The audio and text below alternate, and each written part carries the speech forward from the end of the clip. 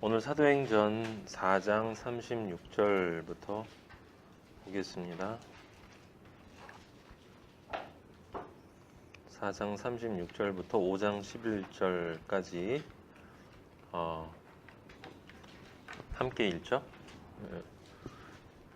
구브로에서 난 레위족 사람이 있으니 이름은 요셉이라. 사도들이 일컬어 바나바라 번역한 을 가지고 사도들의 발 앞에 두니라. 아나니아라 하는 사람이 그의 아내 삽비라와 더불어 소유를 팔아 그 값에서 얼마를 감춤해 그 아내도 알더라. 얼마만 가져다가 사도들의 발 앞에 두니 베드로가 이르되 아나니아야, 어찌하여 사탄이 내 마음에 가득하여 내가 성령을 속이고 땅값 얼마를 감추었느냐. 있을 때에는 내 땅이 아니며 판 후에도 내 마음대로 할 수가 없더냐. 어찌하여 이 일을 내 마음에 두었느냐. 사람에게 거짓말한 것이 아니요 하나님께로다.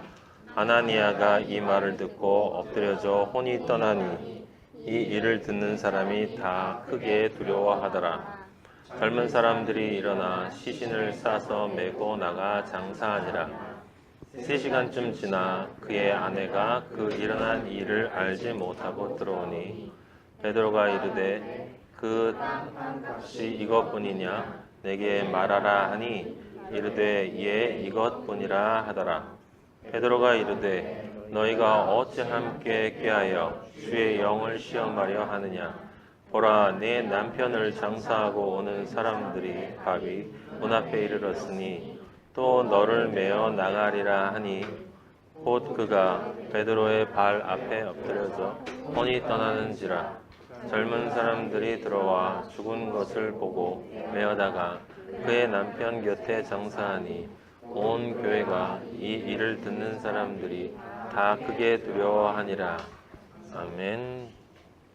아버지 감사합니다. 진리로 진리 안에서 진리를 통해서 진리를 위해서 사는 아버지의 아들들이 자리에 모였사오니 이해할 수 있는 귀를 주시고 변화될 수 있는 결단의 의지를 주시고 삶이 진정 행복과 빛으로 가득할 수 있도록 축복하여 주시옵소서. 예수 그리스도 이름으로 기도하였습니다. 아멘. 예.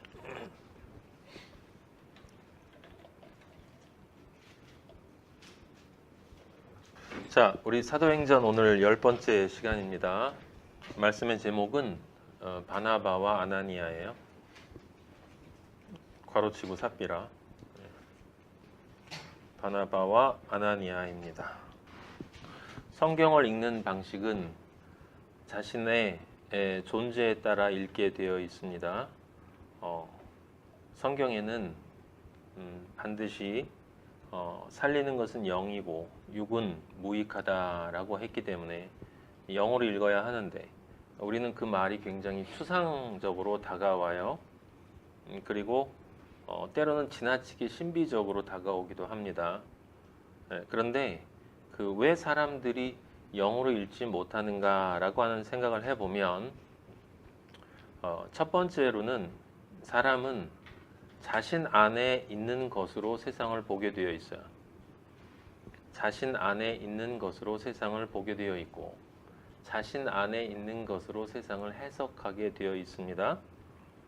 자신 안에 있는 것은 마음인데 그 마음은 첫째로 개인에게 있어서는 자신이 세상을 경험하는 것이에요. 자신이 세상을 경험한 것에 따라서 마음이 만들어지고 그 마음으로 성경을 봐요. 그래서 육으로 읽게 되는 것이고 두 번째로는 개인의 경험이 아니라 집단의 인간들이 모여 살기 때문에 집단의 경험, 인류라고 하는 문화 공동체나 민족 공동체나 그런 집단의 경험을 바탕으로 그 집단 안에서 무엇이 발생하냐면 가치와 도덕과 모든 기준들이 삶의 기준들이 만들어져요. 그걸 집단 논리라고 해요. 그 집단 논리로 성경을 보게 되어 있어요. 그래서 성경에서 선이라는 단어가 나오면 대한민국에 있는 사람은 대한민국의 그동안 사람들에 의해서 살아오면서 전통에 의해서 합의되어진 선의 개념으로 그 성경을 바라보게 되어 있어요. 그리고 거기에다가 플러스 내가 살아오면서 내가 내 인생에서 나에게 선하다고 느껴진 방식대로 그 선이라는 단어를 해석하게 되어 있어요.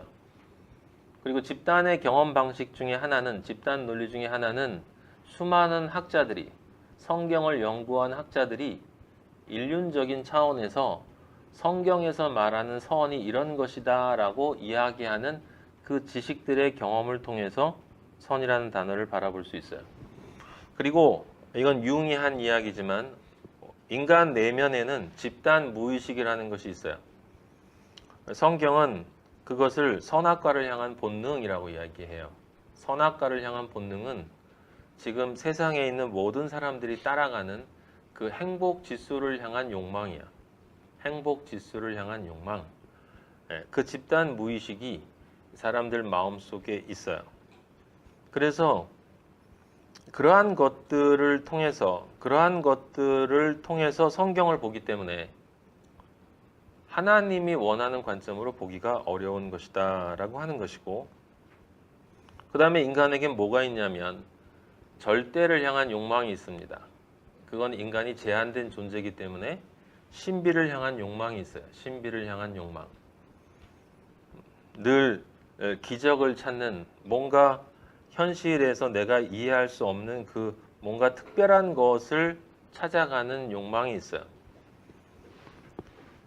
사람들은 그런 것을 또 성경에 대입을 해서 성경을 봅니다. 그런 것들은 다 육으로 성경을 읽는 거예요. 그러니까 그러한 것들로부터 추상되어지지 않으면, 초월되어지지 않으면 성경을 영어로 볼 수 없는데, 그럼 영어로 본다라고 하는 것은 무엇이냐? 간단하게 몇 가지 말씀드리면, 첫째는 지금 말씀드린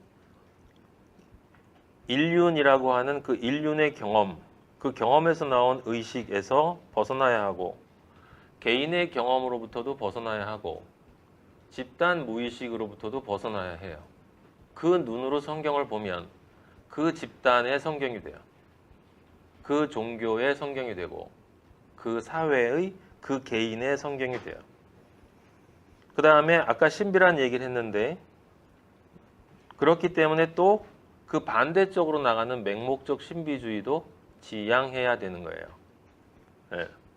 영을 이야기하면서 신비로운 것을 이야기하는 것은 사실은 영이 가지고 있는 진짜 의미를 이해하지 못하는 거죠. 왜냐하면 성령은 반드시 성령의 검인 말씀을 통해서 움직인다라고 하는 것을 여러분들이 기억을 해야 한다. 근데 문제는 뭐냐면 지금 말씀드린 것처럼 그 말씀이 정확하게 어떤 말씀이냐라고 하는 거예요. 그래서 어떤 관점으로 그 성경을 보아야 하느냐라고 하는 거죠. 영적인 관점에서 성경을 볼 때 우리가 아버지로부터 받은 몇 가지 것을 이야기를 하면, 첫째는 영어로 볼 때는 반드시 예수 그리스도를 중심으로 봐야 해요. 성경은 오직 예수 그리스도에 대해서만 말하고 있다라고 예수님 자신이 직접 이야기하셨기 때문에 성경 어디를 봐도 그것이 예수 그리스도로 풀어지지 않으면, 역사 속의 이야기로 풀어지면 그건 성경을 영적으로 보는 것이 아니다. 예수 그리스도로 본다는 건 예수 그리스도의 사랑으로 본다는 거고, 예수 그리스도의 사랑은 유일하게 그리스도의 십자가 외에는 존재하지 않아요. 그것만이 유일한 하나님의 사랑, 그 십자가를 통해 드러난 우리 하나님 아버지의 십자가, 그리고 하나님 아버지가 실제 형상화돼서 나타나신 예수 그리스도의 십자가, 그리고 그러한 십자가의 뜻을 따라 우리를 인도하시기 위해서 그 십자가의 사랑으로 우리를 인도하시는 성령 아버지의 십자가, 그 십자가의 사랑으로 그리스도의 십자가, 아버지의 십자가로 성경을 읽어야 하는 거예요. 반드시. 그렇게 읽을 때 성경은 어떠한 부분을 읽어도 아버지가 말씀하시는 아버지의 뜻, 창조를 왜 했는지, 인간을 왜 만들었는지, 성경이 왜 존재하는지, 그 아버지의 뜻에 부합되는 해석을 할 수 있다. 근데 아버지의 뜻에 부합된다는 건 영에 부합된다는 것이고 그 성령이 죄에 대해서 의에 대해서 심판에 대해서 깨닫게 해주신다고 했기 때문에 그 십자가의 사랑을 깨닫기 위해서 필요한 그러한 것들을 성령이 깨닫게 해주신다고 했기 때문에 반드시 나의 영이 하나님 아버지의 영과 연합되어져야 된다라고 하는 거예요. 근데 그때 조심해야 되는 것은 까딱 잘못하면 신비주의로 빠지게 되기 때문에 내가 하나님의 영과 연합되어진다라는 것은 다른 것이 아니라 성경 안에 있는 눈에 보이는 말씀이 아니고 그 말씀 뒤에 숨어져 있는 하나님 아버지의 뜻에 내 영이 부합되어져야 한다라고 하는 것입니다. 그래서 그렇게 성경을 해석을 해야 성경이 하나님이 원하시는 방식으로 우리가 진실되고 정직한 사람이 되는 것이고 그렇지 않으면 정직하지 못한 사람이 되는 거예요. 거짓말하는 사람이 되는 것입니다. 왜 이 말씀을 여러분들 오늘 처음 드리냐면 오늘 우리가 읽은 아나니아와 삽비라라는 이 이야기는 기독교인이라면 모르는 사람이 없어요. 다 알고 있습니다. 그런데 이제 생각해봐야 제가 한번 여러분들한테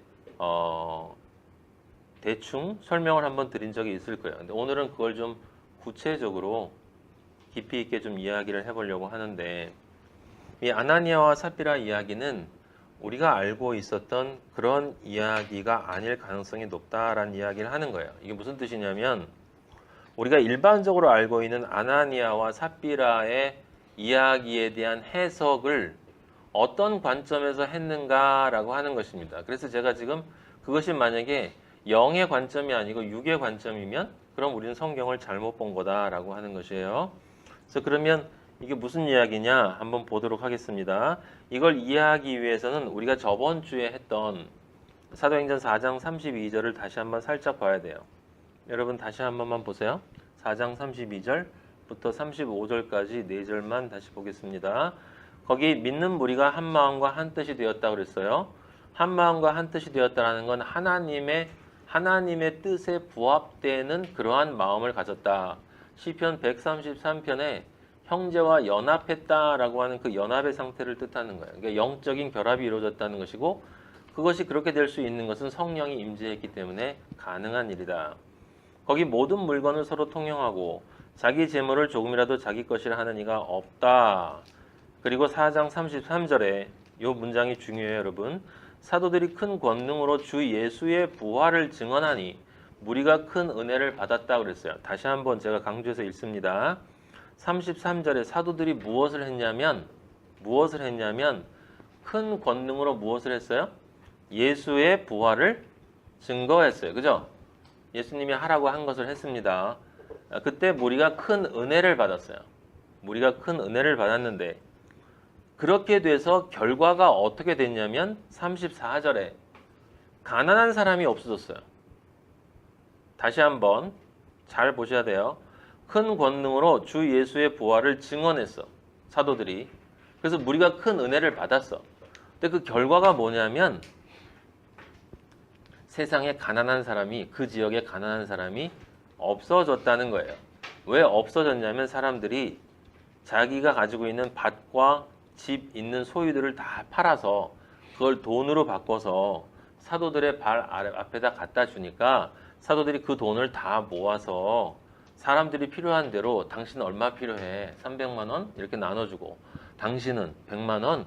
당신은 집이 없어? 알았어. 이렇게 나눠줬다라고 하는 거예요.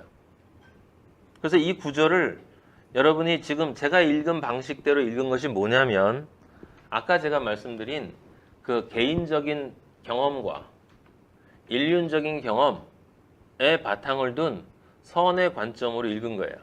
지금 제가 읽은 게 그렇게 읽으면 어떻게 해석이 되냐면 이렇게 해석이 돼요. 세상 경험에 따라서 만들어진 선의 논리가 있고 그 선의 논리에 따라서 우리는 바람직한 이상을 설정해요. 이상.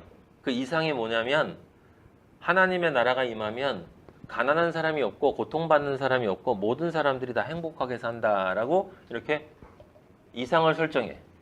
그때 행복하게 산다라고 하는 것에 제일 먼저 떠오르는 게 뭐냐면 불우한 사람이 없고 다 해피한 모습으로 이렇게 웃으면서 이렇게 사진 찍는 것을 상상하죠. 네.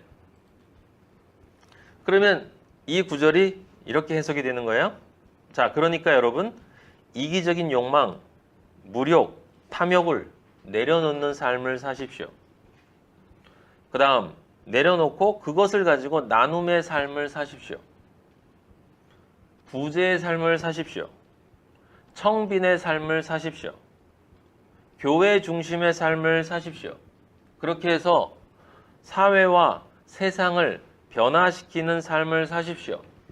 그러면 세상에 불행한 사람들이 다 사라지고 교회가 행복해지고 먼저 사회가 그 다음에 행복해지고 그럼 사회에 있는 모든 사람들이 역시 기독교인은 뭐가 달라도 달라 라고 하면서 기독교인을 칭송하고 그렇게 기독교인이 되면 마태복음에 말한 빛의 존재가 되어서 사람들이 기독교인이 되고 싶어하고 그럼 부흥할 것이고 그럼 아버지가 영광 받으시는 것 아니냐.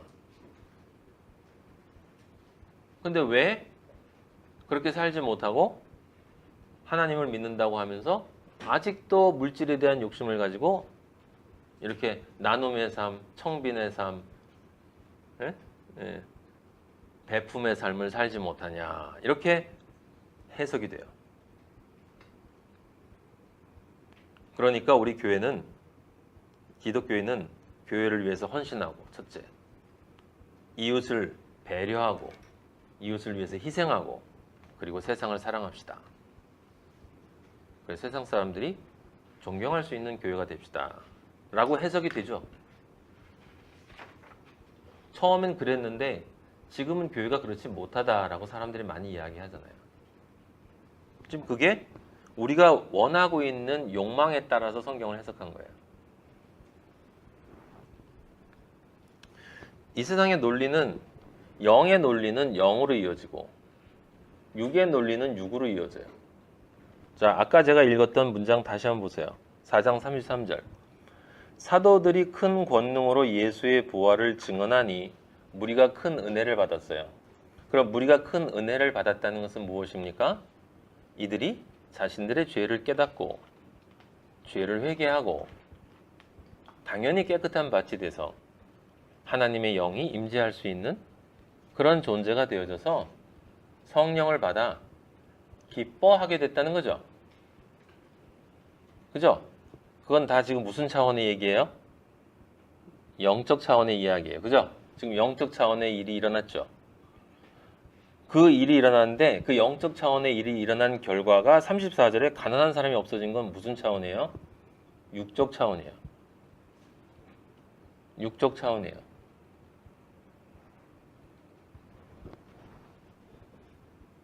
여기서 이상한 걸 못 느끼면 예수님을 잘 이해하지 못한 거예요. 예수님은 반드시 이렇게 된다고 얘기했어요. 영은 영으로 이어지고 육은 육으로 이어진다. 영은 절대로 육으로 이어지지 않아요. 육으로 뿌린 씨는 육으로 거두고 영으로 뿌린 씨는 영으로 거두게 되어 있어요. 근데 지금 우리가 저번 주에 봤던 이 사도행전의 이 말씀을 놓고 많은 사람들이 영의 은혜가 일어났는데 그 영의 은혜를 받은 사람들이 육의 개혁을 했다라고 얘기하고 있는 거예요. 그게 뭐예요? 그게 하나님의 함정이에요. 무슨 함정? 영의 사람과 육의 사람을 가르기 위한 함정. 네가 진짜라면 진짜를 볼 거고 가짜라면 네가 보고 싶은 대로 볼 거다. 자, 예수님은 제자들에게 자신의 길을 따라오라고 하셨어요. 그리고 여러분들이 잘 아는 것처럼 우리는 그걸 자세하게 해석을 했습니다. 오병이어와 칠병이어의 사건을 이야기를 했었어요. 그때 오병이어와 칠병이어의 사건을 통해서 예수님이 원하신 것은 먹을 것이 없는 가난한 사람들에게 많은 먹을 것을 주기 위해서였습니까? 아니었죠. 영적인 거였어요. 모든 것을 둘로 쪼개는 물고기처럼 바닷속에 죄악된 바다인 이 세상 속에서 자기 잘났다고 헤엄치는 죄인인 나를 대신해서 예수 그리스도가 둘의 물고기로 오셔서 내 존재의 세상에 생명의 씨앗으로 십자가로 떨어지셔서 나로 하여금 그 예수 그리스도를 먹고 마심으로 새로운 존재로 태어나라고 그거를 제자들에게 해주시고 제자들이 그걸 받아서 세상 사람들에게 나눠주라는 것을 설명해 주시기 위해서 2번 보여주셨어요. 2번. 여러분들이 그냥 이런 이야기를 하는 사람을 들으면 그들에게 이렇게 이야기를 하시란 말이에요. 여러분들은 알고 있으니까 제가 이야기를 하는 거예요. 상식적으로 한번 이야기를 해보자. 자, 예수님이 광야에서 5천 명의 사람과 수많은 사람들을 먹였다. 그럼 먹인 다음에 예수님이 자 봐라. 세상에는 너무나 굶주리고 있는 사람들이 많다. 그러니까 이제부터 나를 따라오고 있는 지금 너희 5천, 3천, 7천 너희들이 가지고 있는 모든 재산을 가지고 와. 그러면 내가 그것들을 다 모아서 이 세상에 있는 정말 가난한 사람들에게 나눠주자. 우리가 할 수 있다는 걸 보여주자. 라고 예수님이 입이라도 뻥끗한 적 있어요?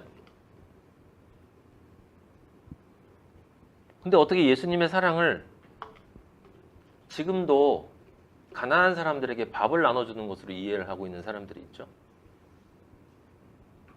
가난한 사람들에게 밥을 나눠주는 건 인지상정이에요. 그건 종족 본능이라고 제가 얘기했죠.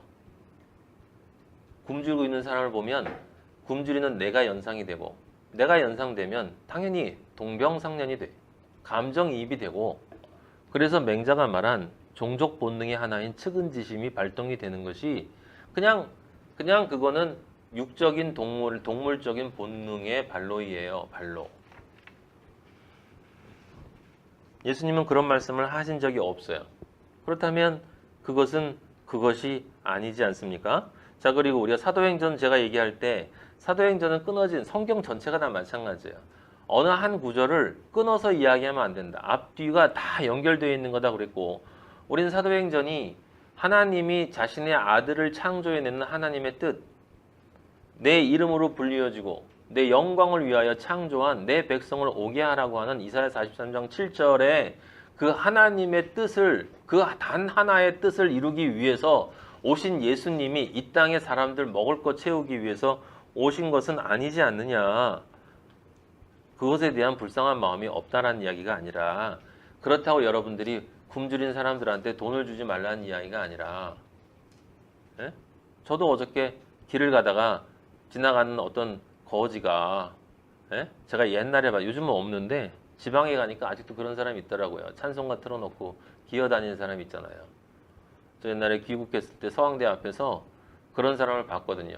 그 사람 너무 불쌍해서 오후 2시인가 가지고 있는 걸 다 털어줬는데 6시에 제가 우연히 또 봤는데 탁탁 털더니 짐 싸가지고 가더라고. 2발로 서가지고. 어저께 만났던 사람도 그런 사람일 수 있죠. 근데 그렇게 생각하는 건 내 책임이고 그 사람의 불쌍함을 그냥 불쌍함으로 봐주면 되잖아.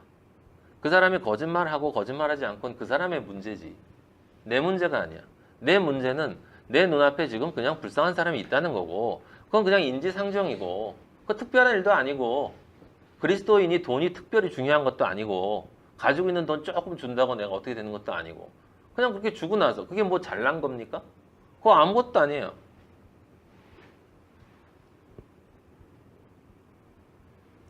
자, 사도행전에서 그리스도가 승천하시기 전에 제자들에게 뭐라고 얘기했죠?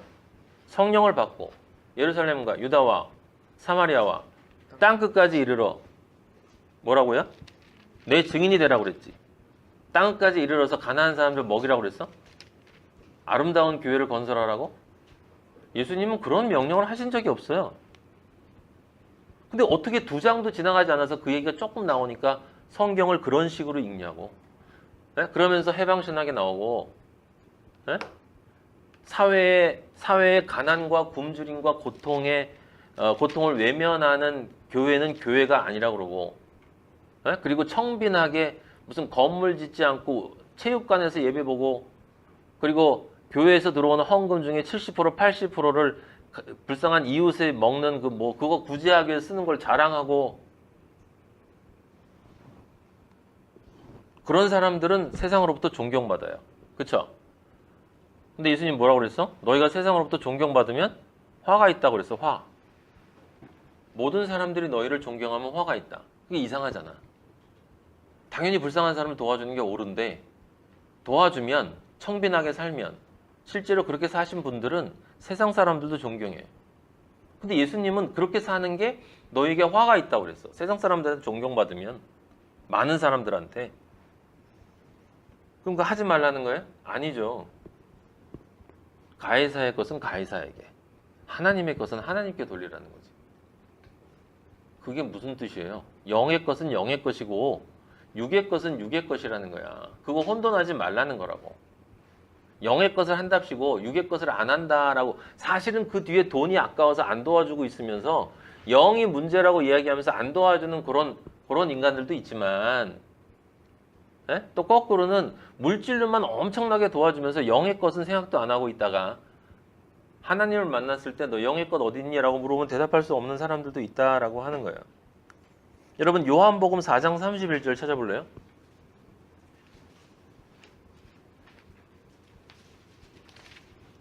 그 수가성 여인 만나러 가는 거예요. 그 수가성 여인이 누구라고 그랬죠? 우리라고 했습니다. 예? 성경을 읽을 때 어떤 구절이든지 그게 나와 관계가 없다라고 생각하면 그건 성경을 잘못 읽는 거예요. 성경은 전부 내 자신에 대한 이야기, 나와 하나님, 나와 예수 그리스도, 나와 십자가. 31절 수가성 여인하고 얘기 끝나고 제자들이 청하여 이르되, 먹을 거 가져온 거잖아요. 이르시되 라비어 잡수소서 했단 말이에요. 이게 뭐예요? 육의 양식. 육의 양식. 예수님 뭐라고 그랬어요? 내게는 너희가 알지 못하는 먹을 양식이 있어. 그러니까 제자들이 뭐래요? 누가 잡수소서 갖다 드렸나? 지금 제자들이 하는 것을 정확하게 많은 사람들이 사도행전을 읽으면서 그렇게 읽고 있다, 이런 뜻이에요. 지금 무슨 말인지 알겠습니까? 하나님한테 은혜를 받은 사람이 기껏 하는 게 주변에 가난한 사람들한테 우리 돈 모아서 나눠주자고. 그거 참 초대교회 때는 그렇게 자기 것을 안 아끼고 이웃을 도와줬는데 지금은 너무 이기적이라고. 얼핏 들으면 굉장히 멋있는 이야기인데 예수님은 거기 관심이 없으시다고 지금 말씀하시는 거예요. 나한테는 너희가 알지 못하는 양식이 있어. 그러니까 제자들이 당연히 이해 못하잖아요. 누가 먹을 거 갖다 드렸지? 예수님은 항상 자기 얘기는 하세요. 진리는 진리만 이야기해. 알아듣든 알아듣지 못하든. 예수께서 이르시되 나의 양식은 나를 보내신 이의 뜻을 행하며 그의 일을 온전히 이루는 이것이다. 그럼 가난한 자가 없어졌다는 건 무슨 뜻이야? 이것만 봐도 배불러졌다는 이야기죠. 그럼 그들이 뭘 먹었다는 거예요? 하나님의 양식을 먹었다는 것으로 이해를 해야 되겠죠. 그럼 양식을 먹었다는 건 무슨 뜻이겠어? 그 사람들이 자신들을, 예수 그리스도를 보내신 이의 뜻이 무엇인지를 알고 하나님의 뜻이 무엇인지를 알아서 행하고 그 일을 온전히 이루는 삶을 사는 그러한 삶이 되면 그들을 성경이 뭐라고 그러는 거예요? 배부르다. 진짜 양식을 먹었다. 그 아버지의 뜻은 뭡니까? 수가성 여인을 구원시키는 거야. 내가 네 남편이다. 내가 네 남편이다. 누구에게 하는 거예요? 우리 이 세상의 행복을 쫓아서 그렇게 예수 그리스도가 아닌 다른 것들을 의지하고 살았던 나에게 그리스도가 그렇게 뜨거운 오후에 힘들게 찾아오셔서 네 남편 데려와라. 그 말을 번역하면 내가 네 남편이다. 모르니? 나를 못 알아보겠니? 예수님이 하신 게 아버지의 뜻을 이루는 거거든. 그게 양식이래요. 근데 이 귀하고 보배롭고 보배로운 양식을 지금 이야기하고 있는데 그 엄청난 사도행전의 처음 인류 최초로 하나님이 인간의 안에 들어오시는 그 사건이 일어나서 정말 하나님의 뜻을 이루는 그리스도의 형제들이 만들어져서 그리스도의 형제들이 진짜 하늘의 양식을 받아서 그 양식을 받은 삶을 사는 그 이야기를 하는 지금 이 엄청난 순간에 기껏 이 썩어질 몸을 몇 끼 더 먹으라고 나눠주는 걸로 그렇게 평가절하를 시키면 하나님이 마음이 좀 아프시죠. 요한복음 6장 24절 찾아볼래요? 여기 성경에 널려 있어요. 요한복음 6장 24절. 거기는 오병이어 기적 끝나고 나서 사람들이 예수님을 졸졸졸졸 쫓아다니는 거야. 졸졸졸졸. 이 인간 쫓아다니면 먹을 수 있겠다. 24절. 무리가 거기에 예수도 안 계시고 쟤들도 따라왔어요. 6장 26절에 이제 만나니까 예수님이 뭐라고 그러냐면 이제 그 마음 다 알죠. 진실로 너희에게 말하는데 너희가 나를 찾는 것은 표적을 본 까닭이 아니요. 이게 여기서 표적이라는 건 유대인은 표적을 구하고의 그 표적을 얘기하는 게 아니에요. 이 표적은 사인을 제대로 알아들은 것이 아니다.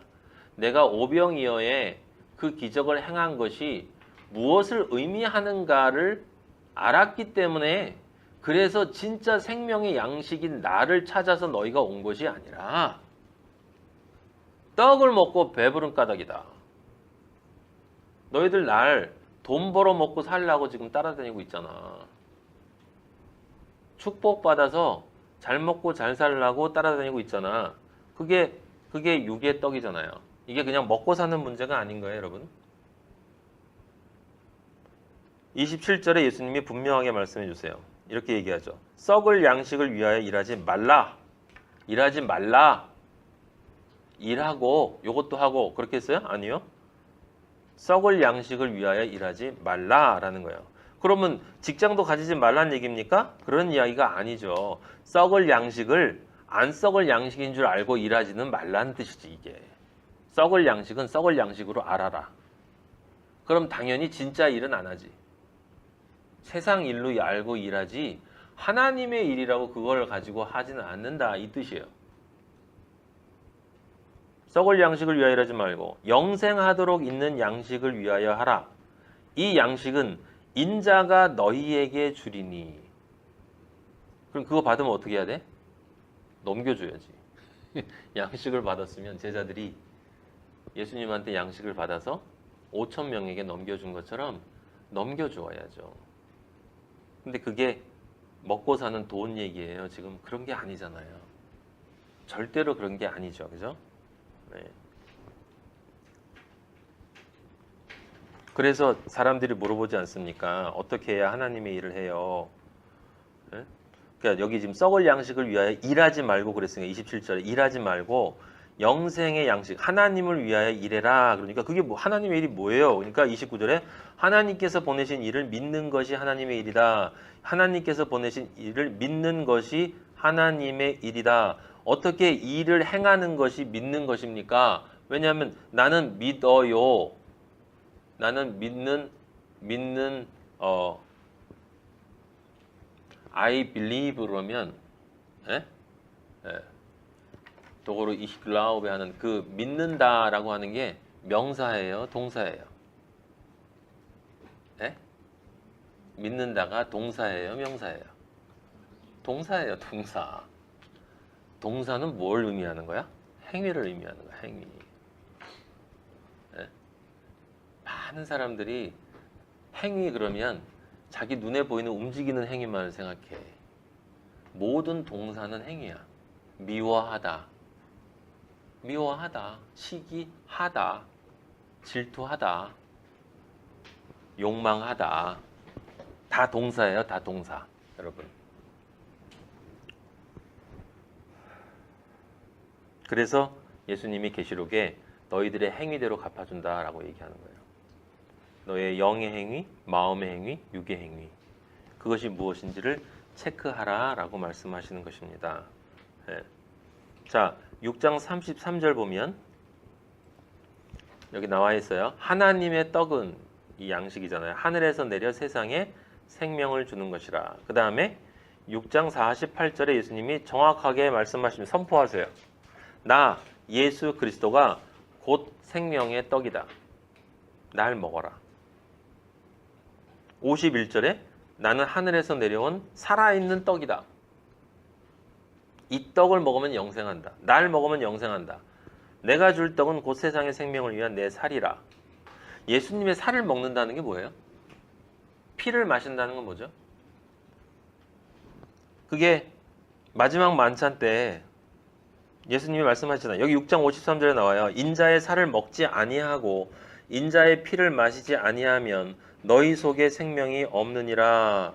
내 살을 먹고 내 피를 마시는 자는 영생을 가졌고 마지막 날에 내가 그를 다시 살리니. 이게 무슨 뜻입니까? 살을 먹고 피를 마시는 게 뭐예요?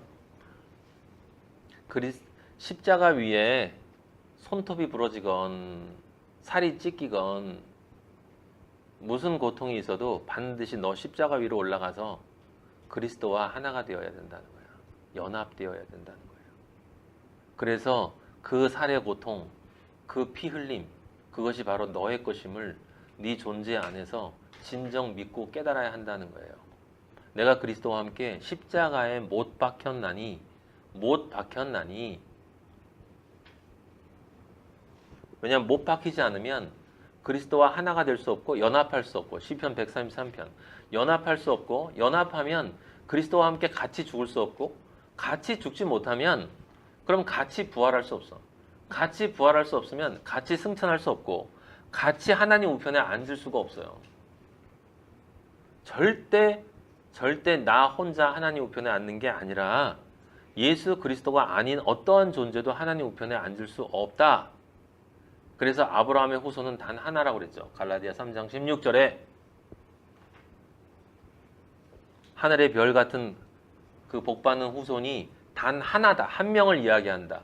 그게 누구냐? 예수 그리스도다.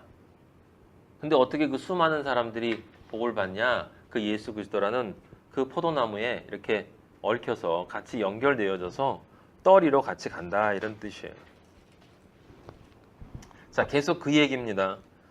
6장 55절에 보면 내 살이 참된 양식이고 내 피가 참된 음료라고 그래요. 여러분 살을 먹고 피를 마신다라는 걸 정확하게 이해를 해야 돼요. 그냥 뭐 말씀 공부하는 거 당연하지. 당연히 예수 그리스도가 말씀이시니까 우리가 말씀 공부하는 건 그 매번 예수님을 다시 먹는 건 맞아. 하지만 처음 우리가 죄인된 존재에서 그리스도인이 되는 과정에 내가 성령이 내 안에 임재하기 위해서는 반드시 그리스도와 함께 십자가에서 죽어야 돼요. 근데 십자가에서 죽어야 되는데 내가 먼저 나 홀로 죽어야 되는데 나 혼자 죽지 못하니까 이 그리스도가 대신 함께 죽어주는데 그때 내가 곧 그리스도로 죽는다라고 하는 것이 내 안에 믿어져야 되는 것이고 받아들여야 되는 거고 그것이 바로 예수 그리스도의 살을 먹고 피를 마시는 거예요. 그럼 그걸 마시고 먹는다는 건 뭡니까? 나는 십자가에서 죽었다. 그리고 새로운 존재로 다시 태어났다니까 내 옛 자아의 모습은 사라져야 되는 거야. 내 옛 자아의 모습은 사라져야 돼. 내 옛 자아의 모습이 뭡니까? 내가 옛날에 가지고 있던 마음들, 내가 옛날에 했던 행동들.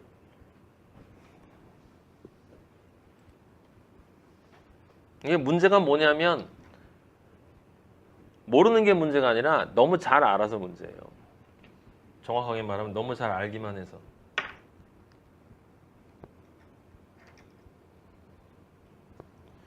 하나님이 말씀하시는 알은 연합이라고 말씀드렸어요. 하나님은 연합이 아닌 경우는 알미라고 얘기하지 않아요. 영생은 유일하신 하나님과 그 하나님이 보내신 자를 아는 것이다. 아는 것이다.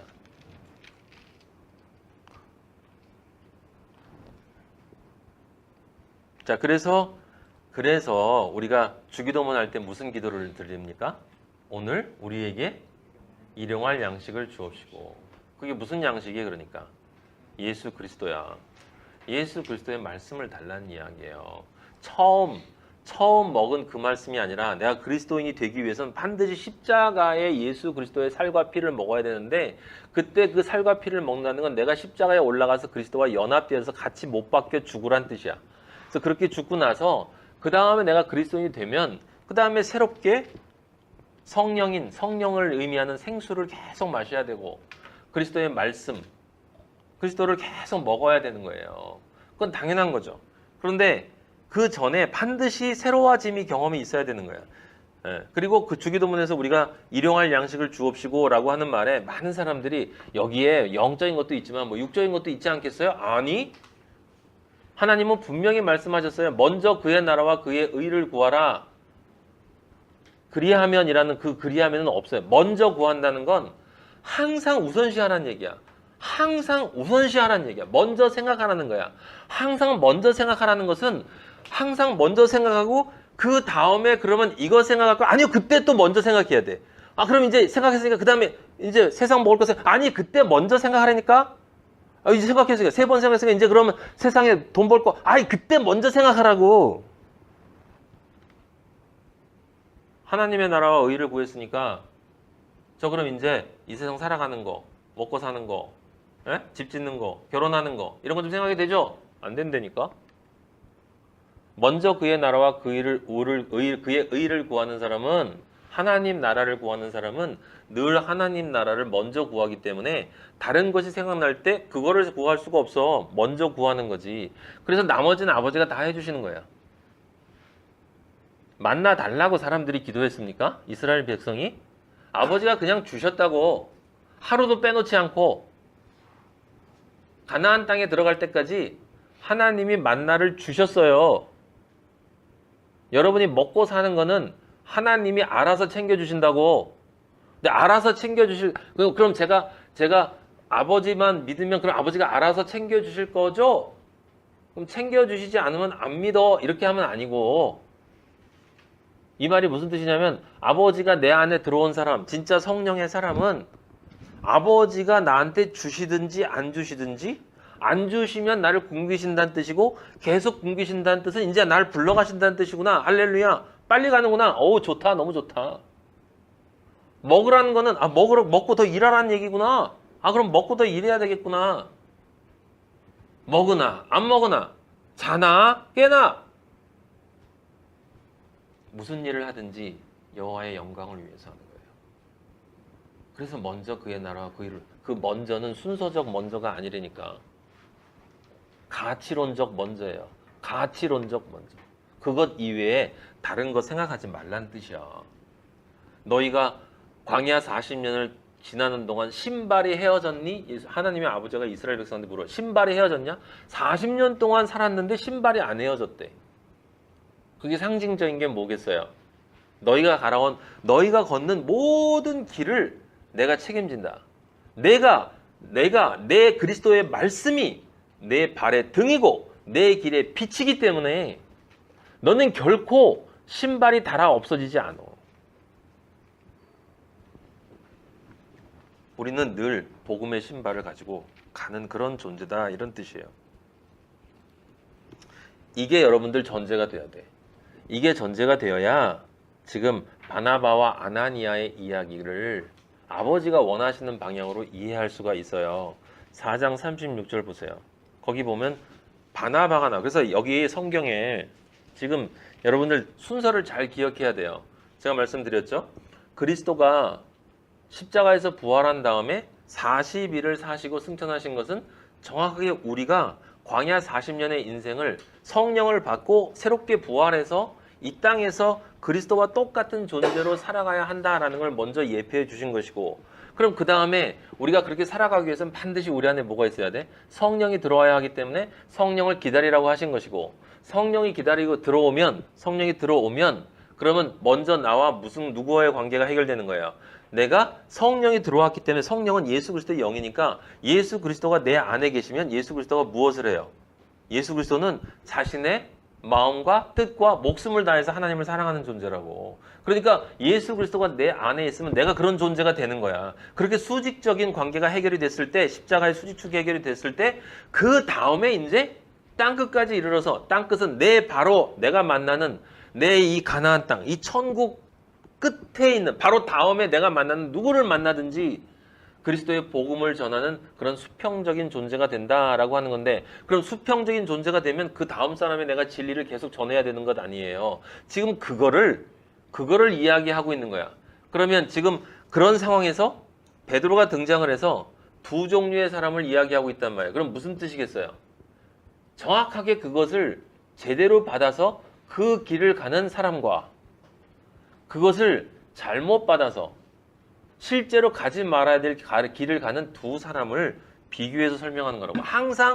항상 두 갈래 길이에요. 두 사람이 나오고, 두 갈래 길이 나오고, 두 가지 선택이 나오고 두 가지 결과가 나와요. 그의 바나바하고 그 다음에 한쪽에 있는 아나니아와 삽비라라 이 말이에요. 4장 36절에서 37절에 먼저 그래서 그 존재, 완성된 존재를 설명하네요. 바나바, 우린 바나바 잘 알고 있어요. 네, 그 위로의 아들이라고 하는 이 바나바. 근데 이 사람에 대한 설명은 제가 하고 싶지 않아요. 여러분 뒤에 또 나오니까. 37절에 그가 밭이 있음에 팔아서 그 값을 가지고 사도들의 발 앞에 두었다. 자, 여러분들이 이제 구체적으로 성경을 이해하려면 지금 이걸 분절시켜서 나눠서 생각을 해야 돼. 첫째, 밭이 있었다. 자신의 소유가 있었다는 뜻이에요. 소유. 그냥 땅이 아니에요. 소유가 있었다. 자, 두 번째, 팔았다. 그거 단계적으로 기억하고 있어야 돼. 과정적으로. 팔았어. 자, 세 번째, 그럼 뭐가 나와? 판 값이 나와. 자, 그런데 지금 앞에 있는 것들을 진짜 영적으로 이해를 못하면 당연히 무슨 생각을 해요? 내가 가지고 있는 소유를 다 팔아서 그것에서 나온 돈 생각하는 거야, 돈. 돈 생각한단 말이에요. 당연히 아니겠죠. 당연히 아니란 말이야. 그 사람은 다 갖다 줬대, 일단. 값을 다 내놨어요. 근데 아나니아와 삽비라는 감췄대요. 얼마를 감췄대. 근데 베드로가 뭐라고 그랬냐면, 그리고 나서 숨겼다고 그랬죠. 감췄어요. 네 마음에 어찌하여, 지금 어찌하여가 두 번 나와요. 어찌하여. 네, 이 어찌하여라는 소리 들으면 우리 큰일 나요, 여러분. 네, 매일 기도하세요. 제발 아버지한테 어찌하여라는 소리 안 듣도록 해달라고. 나를 쳐달라고. 어찌하여 사탄이 네 마음에 가득해서 성령을 속였다고 그랬어. 성령을 속였다. 땅값 얼마를 감췄냐. 그래서 이거 교회에서 작정헌금하고 안 낸 사람들한테 이거 많이 적용하잖아요. 네. 아주 나쁜 사람들이에요. 정말 나쁜 사람들이야. 어떠한 이유에서건 여러분들은 절대로 우리 아버지를 팔아서 돈과 바꾸면 안 돼요. 우리가 받은 사랑을 생각해봐. 내가 받은 걸 생각해보라고. 그 십자가를 통해서 내가 받은 사랑을 생각해봐요. 이거는 물에 빠진 놈 건져주니까 뭐 더 달라는 것하고는 비교도 할 수 없는 수준이야. 이거는 지옥 갈 놈을 건져놨더니 이 땅에서 먹고 사는 것도 자기 풍족하게 해달라고. 이 철면피도 보통 그런 철면피가 아니에요. 진짜 아버지가 살아계시다면 나중에 아버지 만날 때 그런 식의 인생을 산 사람들이 아버지 앞에서 어떤 모습으로 설 수밖에 없겠는가 여러분 생각해 보라고요. 정말 아버지가 살아계시다면. 아버지는 살아계시죠. 당연히 오실 날도 얼마 안 남으셨고, 그리고 아내도 그렇게 해서 죽었어요. 그죠? 그리고 나갔다는 이야기예요. 자, 이제 핵심을 좀 따져보도록 하겠습니다. 여기서 제일 중요한 건 전에 제가 잠깐 언급했지만 바나바 그리고 아나니아에게 있던 소유를 팔아서, 소유가 뭐고 판 것이 뭐고 그 다음에 그 판 값이라는 거, 제일 중요한 그 판 값이에요. 판 값이 도대체 뭐냐. 당연히 우리는 3절 이하에 5장 3절에 거기 뭐라고 써있냐면 땅값이라고 써있거든. 베드로가 이르되 아나니아 어찌하여 사탄이면 내가 성령을 쏘이고 땅값 값이라는 말이 있잖아요. 그러니까 당연히 사람들이 뭘 떠올려요? 자기 경험에 따라서 돈 떠올리는 거야. 돈. 예수님이 부자는 천국에 들어갈 수 없다고 그랬죠. 낙타가 바늘게 들어간다는 얘기는 들어갈 수 없다는 뜻이야. 근데 부자가 누구라고 그랬어요?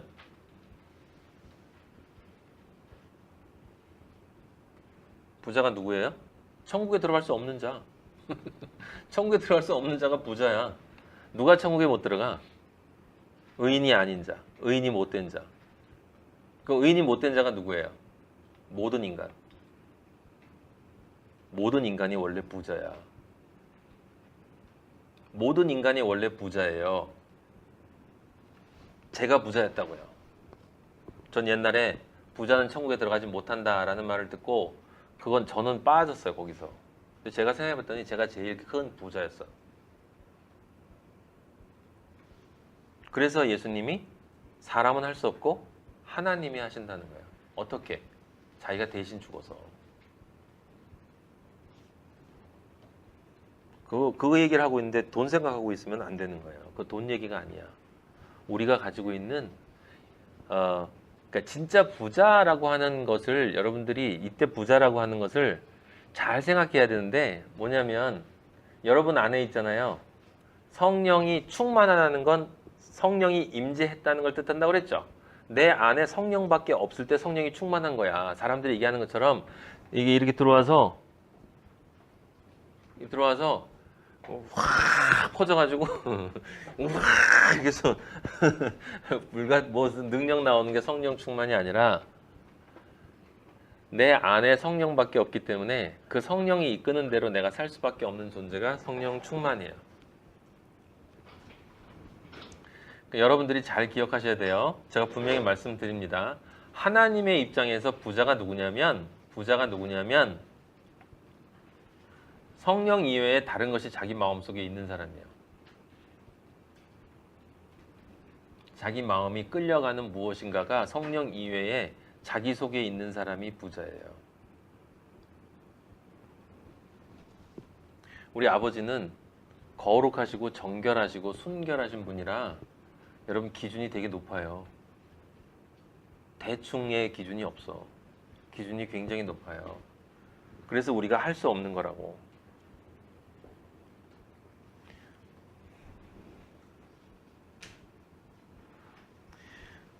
아까 말씀드린 것처럼 정말 이게 돈이라면 베드로가 모아서 분배해 준 거고 그걸 평등, 정의, 사랑, 구제라고 생각하기 때문에 그렇게 해석을 하는 거예요. 예수님은 그런데 그걸 썩을 양식이라고 그랬어. 썩을 양식.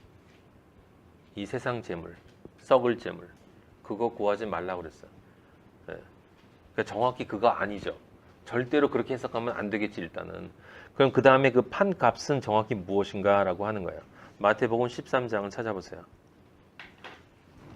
마태복음 13장 44절.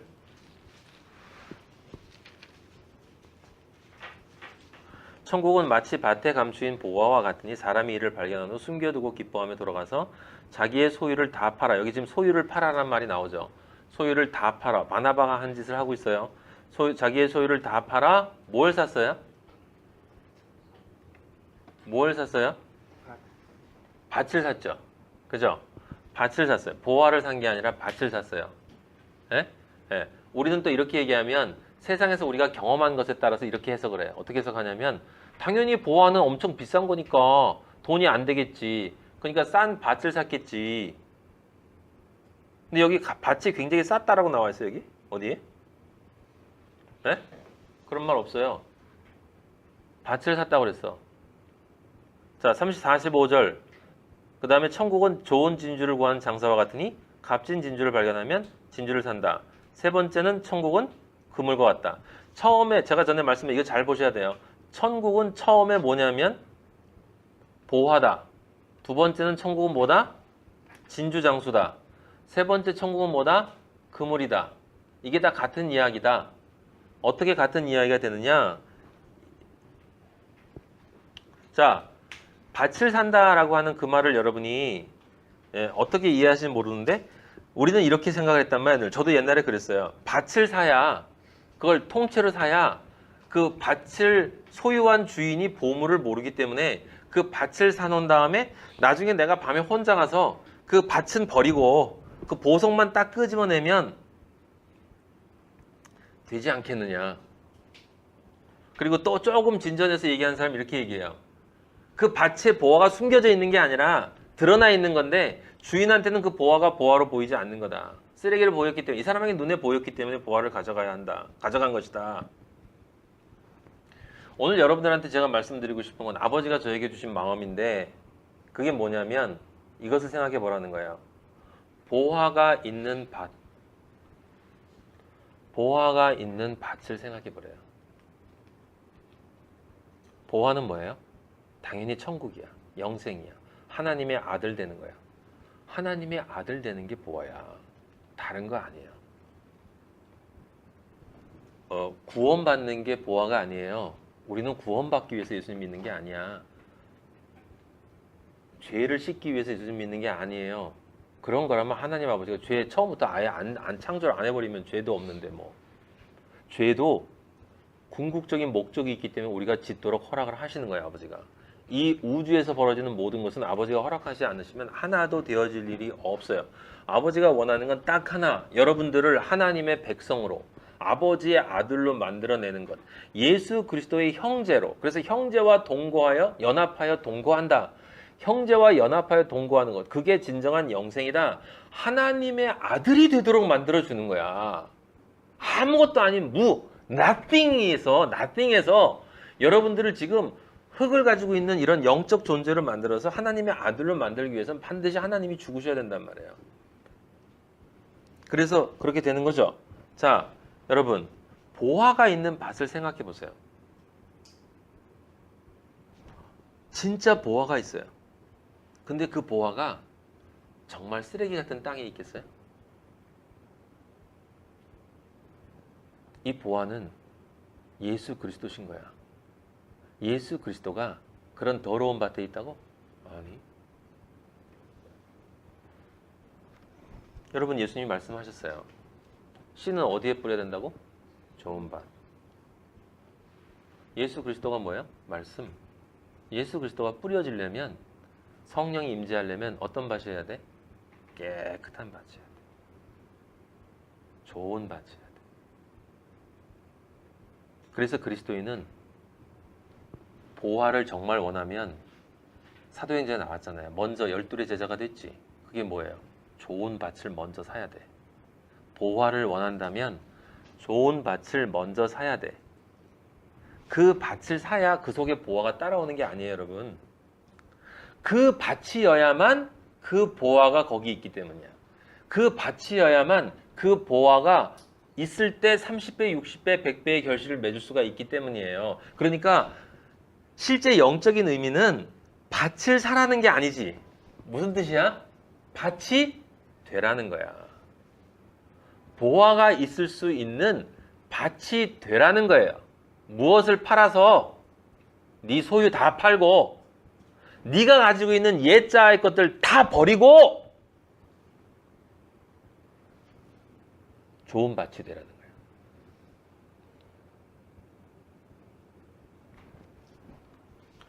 길가의 밭, 돌짝밭, 가시덤불 같은 그런 밭에선 죽고 이제 좋은 밭으로 거듭나라.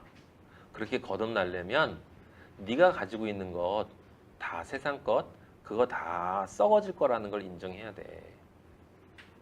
그래서 그걸 버려야 돼. 그리고 예수 그리스도의 피와 몸을 먹어야 돼. 십자가에서 연합이 돼야 돼. 그래야 네가 그리스도의 신부가 되는 거야. 왜 씨예요? 씨가 어디 뿌려져? 밭에 뿌려져. 보통 우리가 씨와 밭을 어떻게 비유합니까? 좋은 밭은 여성에 비유하고 씨는 남성에 비유해요. 그리스도의 씨가 떨어지려면 우리는 모두 그리스도의 신부이기 때문에 우리가 좋은 밭이 되지 않으면 예수님이 우리 안에 떨어지지 않아요. 그럼 뭐가 된다는 거예요? 밭을 산다는 의미가 그러니까 정확하게 뭔 거야? 영적으로 마리아가 되라는 거야. 마리아가 성령이 임재할 수 있는 그런 거룩한 그리스도의 신부.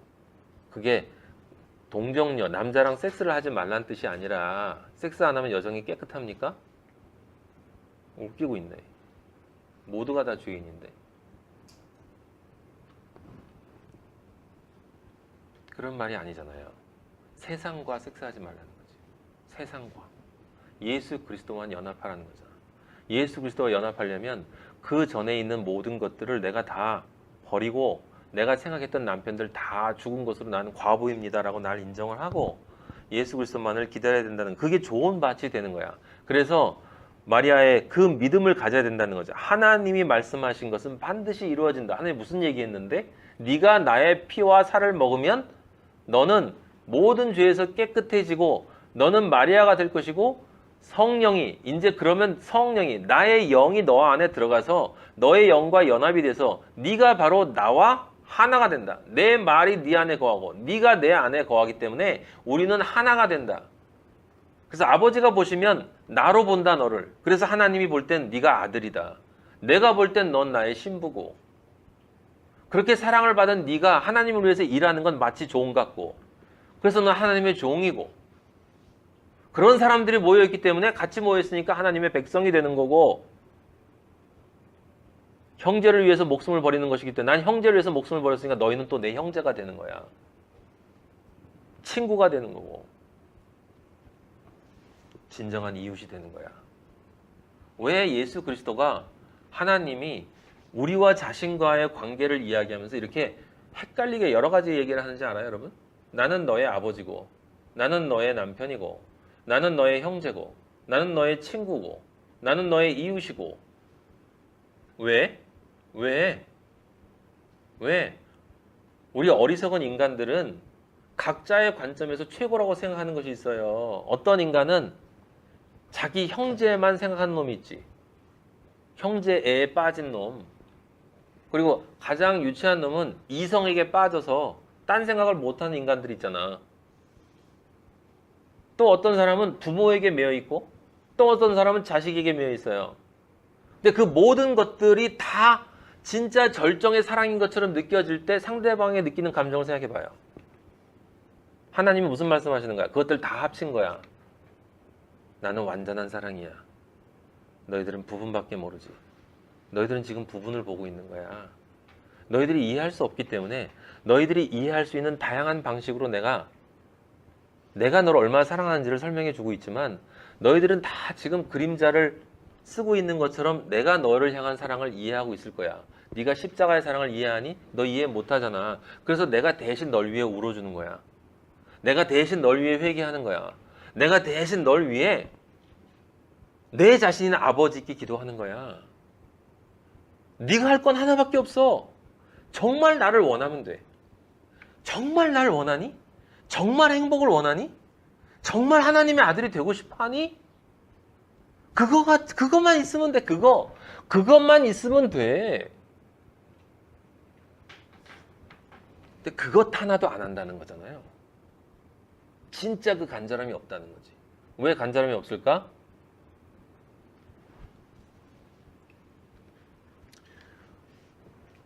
왜 간절함이 없어요?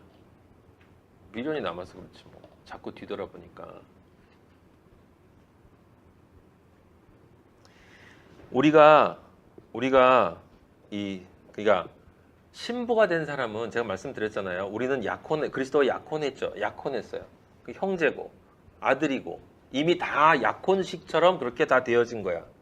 그래서 우리의 마음은 예수 그리스도가 다시 올 걸 기다리고, 예수 그리스도가 다시 오실 건데, 우리가 눈으로 볼 수 있고 지금 경험할 수 있는 예수 그리스도는 말씀밖에 없으니까, 영으로 본 말씀, 이 글자 말이 아니라 인간의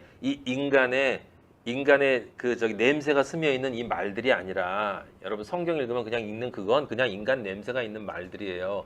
그 말 속에 있는, 지금 아버지가 지금 우리에게 주시는 이 영적인 이 말씀에 대해서 우리는, 그게 말씀이 예수 그리스도니까 그 예수 그리스도를 그리워하죠. 어떻게? 사슴이 시냇물을 찾아 헤매듯 내 영혼이 당신을 찾아서 헤맵니다. 아버지, 정말 성경 속에 있는 진리를 알려주세요. 당신을 알고 싶습니다. 당신을 알고 싶습니다. 제가 아는 당신이 아니라 당신이 저에게 알려주고 싶어 하시는 그 당신을 알고 싶습니다. 당신이 저를 얼마나 사랑했고, 당신의 십자가의 의미가 뭐고, 당신의 육체와 피를 먹는다는 것이 무엇을 의미하는 것이고, 내가 모든 것을 팔아서 밭을 산다는 게 정확히 뭐고, 그 안에 있는 보화가 뭐고.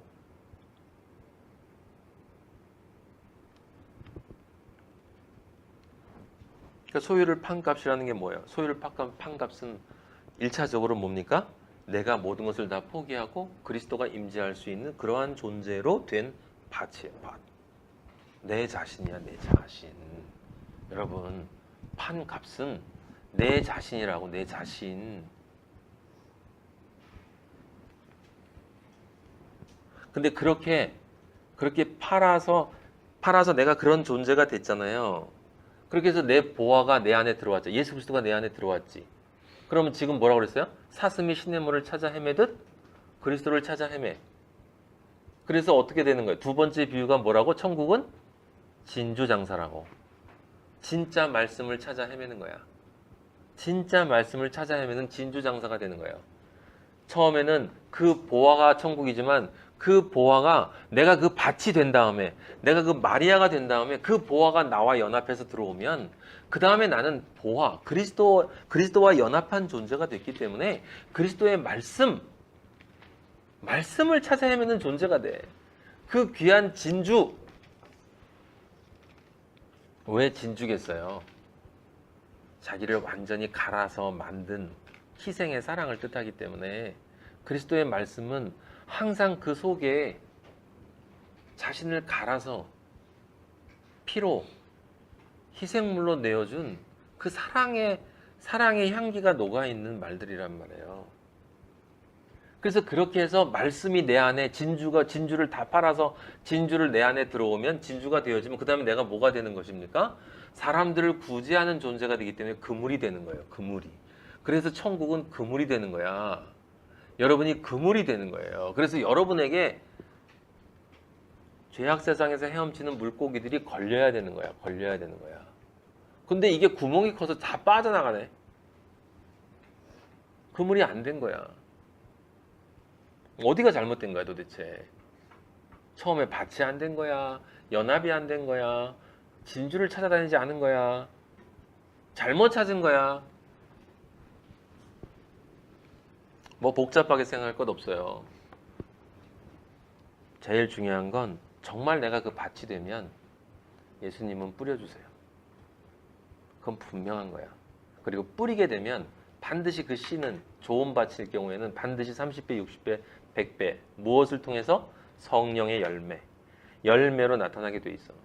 그 열매가 뭐예요? 십자가의 삶이잖아. 수직축으로 그리스도를 아버지를 사랑하는 그 삶을 살고 성경을 더 읽고 예수 그리스도를 알아가는 우리가 지금 하는 이 일을 하고 그리고 누구든지 만나는 사람이 있으면 예수 그리스도를 내가 만나고 어떻게 바뀌고 내 삶이 어떻게 변했고 당신도 정말 그런 존재가 될 수 있다는 그 진리를 세상 것으로 이렇게 유혹하고 꼬셔서 그러는 게 아니라 순수하게 진리를 전해서 영의 진리를 전해서 그 영과 연합되어질 수 있도록 예수 그리스도가 그렇게 하는 게 뭐예요? 그리스도인의 삶이 되는 것이고 그게 30배, 60배, 100배 결실을 맺는 것이고 그걸 맺으려면 내 안에 성령의 열매가 들어가 있어야 된단 말이에요. 그게 성령의 능력이잖아요. 그래서 그 마태복음의 세 가지 비유가 함께 묶어 있는 거예요. 묶어 있는 것. 자, 그 다음에 이제 아나니아와 삽비라에서 정말 중요한 것, 즉 보화가 있는 밭을 산다는 것을 조금 더 구체적으로 설명해 주는 성경 구절이 있어요. 그게 우리가 옛날에 봤던 누가복음인데 한번 잠깐 보도록 해요. 누가복음 16장 4절. 16장 4절에서 13절. 거기 보면 불의한 청지기 얘기가 있었죠. 옛날에 제가 여러분들에게 말씀드렸어요. 불의한 청지기 얘기가 있는데 이 청지기가 불의한 짓을 해서 주인한테 쫓겨났어. 너 나가.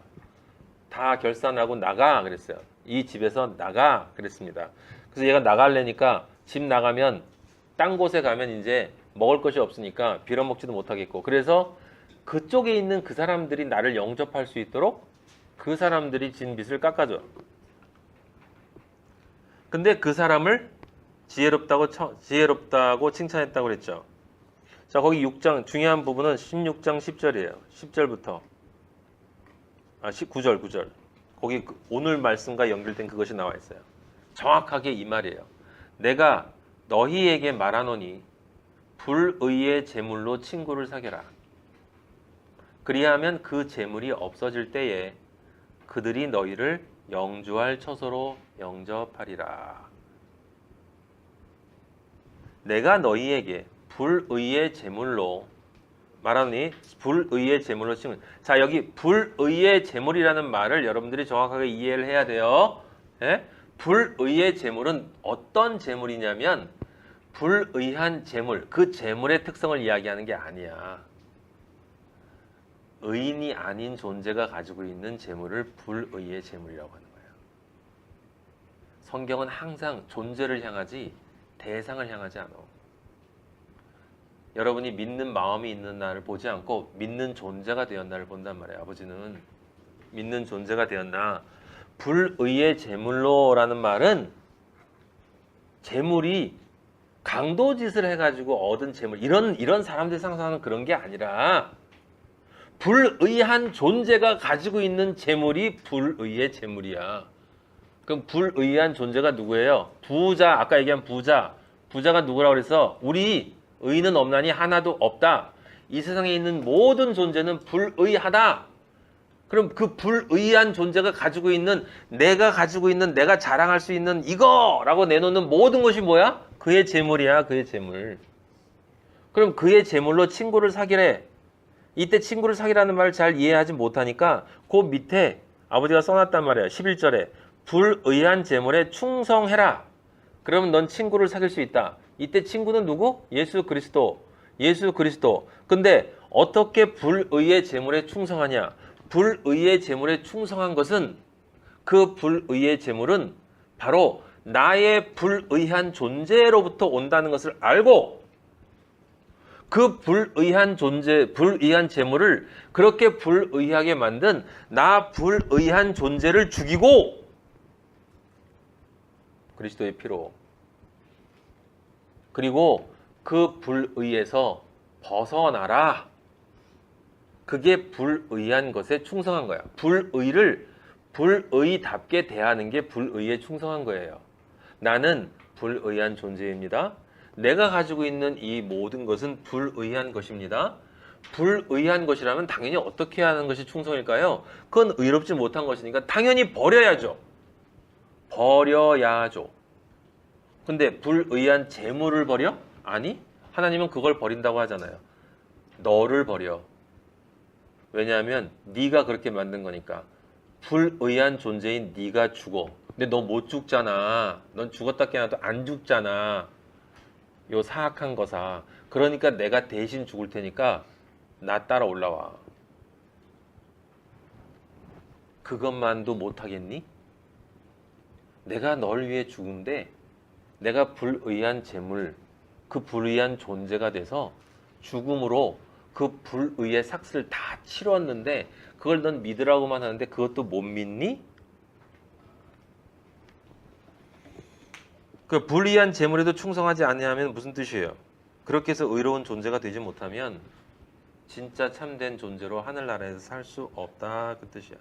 그래서 13절 정리하는 거기에 두 주인을 섬길 수 없다. 하나님과 재물을 겸하여 섬길 수 없다. 하나님과 재물을 겸하여 섬길 수 없다. 제발 여러분, 이때 이 재물이 돈을 뜻하는 게 아니에요. 돈을 포함한 하나님이, 잘 들어요. 하나님이 아닌 세상의 모든 것이야. 다시 한번 이걸 정확하게 이렇게 정리를 해둬요. 하나님과 재물을 동시에 섬길 수 없다 할 때 그 재물의 정확한 의미는 하나님이 아닌 이 세상 모든 것이야. 분명히 말했습니다. 하나님이 아닌 이 세상 그 어떤 것이라도 그것을 사랑하면 그게 불의한 재물을 사랑하는 거야. 그래서 하나님 나라 못 들어가요. 아무리 주여 주여 한다고 너 나한테 못 와. 너 그거 팔지 않았잖아. 팔지 않았잖아. 그럼 판 값은 뭐예요? 그렇게 팔아진 내 존재를 뜻하는 거지. 여기 지금 이 불의한 청지기는 제가 7가지 정도로 정리해 줄게요. 이 사람이 뭘 깨달은 건지. 첫째, 먼저 이 세상은 반드시, 이 세상의 것은 반드시 사라진다. 그게 뭐로 나왔어요? 너 이제 이 집 나가라는 거야. 너 이제 이 세상을 떠나라는 거예요. 이 세상의 것은 반드시 사라진다는 걸 깨달았어. 무상, 회자정리, 석가가 깨달은 걸 깨달았단 말이에요. 둘째, 세상에서 내가 중요하게 생각하는 것은 그게 어떤 것이든 사람들이 날 볼 때 내가 하는 그 어떤 것을 아무리 존경해 준다 할지라도 예수 그리스도를 뺀 나머지 것들은 전부 불의하다는 거. 그걸 깨달았고, 세 번째, 나는 반드시 이 세상을 이제 떠나야 돼. 나가라고 그랬잖아, 주인이. 자, 네 번째, 떠나면 끝이 아니라 반드시 다음 세상이 있다는 걸 알았어, 이 사람이. 다음 세상이 있다는 걸 알았어. 그리고 그곳에 가서 살아야 한다는 것도 알았어. 그 다음 다섯 번째, 그가 그곳에서 살려면 그곳에 있는 존재가 자기를 영접해 주어야 한다는 걸 알았어요. 자기를 영접해 주어야만 자기는 살아. 그럼 당연히 뭘 해야 돼? 자기를 영접할 그 존재가 원하는 것을 해줘야 돼. 그것은 이쪽 세상에서 볼 때는 전혀 의로운 행위가 아니야. 어떻게 돈을 깎아줘 임마, 나쁜 자식. 그건 이 세상의 정의가 아니야. 성경을 보고 사람들이 얘기해요. 어떻게 가난한 사람들을 다 죽이라고 그래요, 하나님이. 어떻게 유다가 며느리랑 간통하도록 그냥 놔둬요. 무슨 아브라함이 자기 아내를 부인하도록 놔둡니까? 그렇게 치사한 남편을 만들었어요. 그렇게 영을 모르면 그런 식으로 막 말을 편하게 해야 되는 거예요. 그리스도인은, 잘 들으세요. 그리스도인은 세상이 날 어떻게 평가하든 하나님이 좋아하는 것만 해요. 세상이 날 어떻게 평가하든 하나님이 좋아하는 것만 해요. 하나님이 좋아하는 건 많지 않아. 아까 말한 건 십자가의 삶을 살라는 거야. 네 마음과 뜻과 목숨을 다해서 나를 사랑하고. 넌 그렇게 못하잖아. 그러니까 네 안에 예수가 있어야 돼. 네 이웃을 네 몸처럼 사랑해. 너 그렇게 못하잖아. 그러니까 네 안에 예수가 있어야 돼. 성령이 들어가 있지 않으면 넌 절대 그렇게 못해. 절대 그렇게 못하면 넌 내 아들이 아니고 넌 내한테 올 수 없어.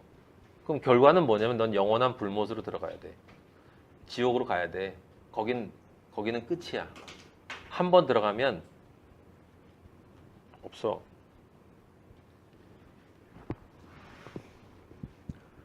우리가 상상할 수 없는, 상상도 할 수 없는 그 엄청난 고통이 자기 것을 팔지 않은 존재에게 나타난다라고 하는 거예요. 그래서 그 아버지가 원하는 것을 해야 된다. 자, 그래서 아버지가 원하는 것인지를 6번째로 이 사람이 깨달았죠. 무엇을 깨달았습니까? 자기가 원래 살던 이 세상, 그 주인이 있는 그곳, 그 주인이 누구겠어요? 사탄이지. 그 세상을 지배하고 있는 그 주인이 있는 그곳에서의 모든 가치는 사라질 수밖에 없는 것이다. 반드시 포기할 수밖에 없는 것이다. 아무리 포기하길 원하지 않아도 반드시 포기할 수밖에 없는 것이다. 다 불의한 것이다. 그 불의한 것에 충성하는 것은 그것을 버리고 의로운 재물, 하늘의 재물을 쌓아야 돼. 그래서 예수님이 그랬잖아요. 이 땅의 재물을 쌓지 말고 하늘의 재물을 쌓아라. 그건 이 땅의 재물, 돈을 가지고 여기다 하지 말고 교회에다 헌금하라는 얘기가 아니라 그런 아주 저급한 사기를, 그게 아니라 이 세상 것을 사랑하지 말고 하늘의 보화를 사랑해라. 예수 그리스도를 사랑하라는 거잖아. 그게 하늘의 보화를 쌓아두는 거잖아요. 그것을 깨달았어요. 그 진짜 제일 중요한 게 있어. 이 불의한 청지기가 지혜롭다라는 것에 제일 중요한 건 7번째. 결코 포기할 수 없는 것이 있다는 걸 알았고, 그것을 알고 나서 실제로 자기가 어떻게 행동해야 되는지를 안 그대로 행동했어. 이쪽에 있는 사람들이 날 어떻게 보건 저쪽에 있는 존재가 날 좋아할 수 있는 것만 했어. 이게 여러분 이 불의한 청지기 비유에 아버지가 주신 진짜 의미예요. 전체 의미고. 그 이유는 간단해. 어려운 게 아니야. 비유 뜻 몰라도 돼. 사실은 성경이 깊이 몰라도 돼. 여러분이 정말 아버지만 사랑하면 돼. 정말 아버지만 사랑하면 돼. 그러면 성경 몰라도 돼. 왜? 예수 그리스도와 연합된 걸 뜻하기 때문에. 정말 하나님만 사랑하는 삶을 내가 좀 이해를 못하고 살아도 내 마음속에, 아버지는 이 안에 있는 이 심령을 꿰뚫어 보시기 때문에 이 안에 간절한, 아버지를 향한 정말 간절함이 내 안에 있는 사람은 그가 성경의 지식을 좀 몰라도, 이 비유 뜻 몰라도 돼, 청지기 비유 뜻 몰라도 돼, 상관없어. 제가 이 비유를 아버지가 저한테 열어주셨다고, 성경에 있는 많은 것들, 지금 사도행전에 있는 이런 것들 열어주셨다고 아버지가 저를 구원해 주실 것 같아요? 아니야. 제가 아버지의 뜻대로 살지 않으면 믿음이 없다는 증거고, 믿음이 없으면 아버지의 나라에 못 가. 그게 다 가르쳐주고 지옥으로 혼자 떨어지는 거예요. 전 그러기 싫어. 그래서 여러분이 듣거나 안 듣거나 진리를 이야기하고, 여러분이 어떻게 하거나 저는 저의 길을 가는 거예요. 저는 아버지랑 매일 얘기하고, 얘기한다는 얘기가 실제 음성적인 얘기를 하는 게 신비적으로 받아들이면 안 돼. 오늘 제가 하는 이 행동이 아버지가 정말 원하시는 행동인지 말씀을 통해서 다시 한번 검토해보고 매 순간마다 영적 전쟁을 하면서 어떻게든 나는 떨어지지 않겠습니다. 아버지 나라 난 꼭 가야 돼. 그러니까 나는 아버지의 나라와 의를 구하는 일만 할 테니까 저는 아버지의 말씀을 전하는 것 이외에 딴 거 안 해요. 그러니까 돈을 벌고 뭐 나머지는 다 아버지가 챙기세요. 굶으면 굶고.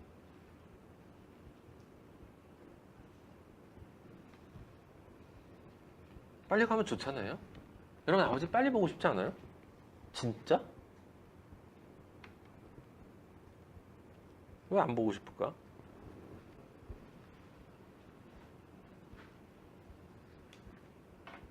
이 사람이 그러니까 지금 이 얘기를 아나니아와 삽비라 얘기를 여러분 비슷한 것이기 때문에 사람들이 착각하는데 진짜 의미는 이런 거예요. 그러니까 설명을 드리면 무슨 이야기겠어요?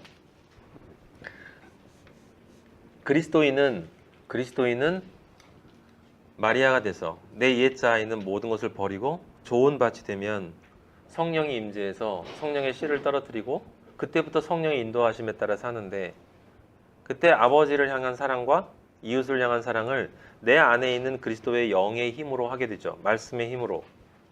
그럼 그 말씀의 힘으로 하게 되는 그 순간에 무슨 일이 벌어져요?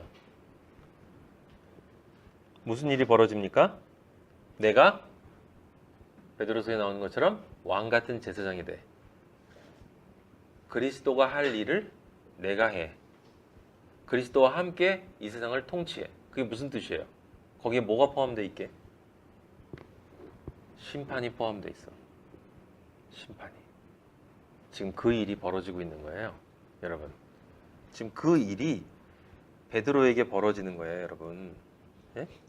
아나니아와 삽비라는 자신의 세상 재물을 다 팔고 판 값을 가져왔어요. 판 값은 뭐 해야 되는 거야? 하늘 재물이어야 돼. 하늘 재물. 하늘 재물이라는 건 뭡니까? 내가 이 세상 것을 팔고 대신 넘겨받은 하늘의 보화, 그 하늘의 보화를 성경이 제가 지금 여러 가지 설명했는데 예수 그리스도 다 맞는 얘기인데 한마디로 딱 얘기하면 뭐겠습니까? 그건 여호와 자신이야. 여호와 자신. 신명기 18장 한번 찾아봐요. 신명기 18장 1절.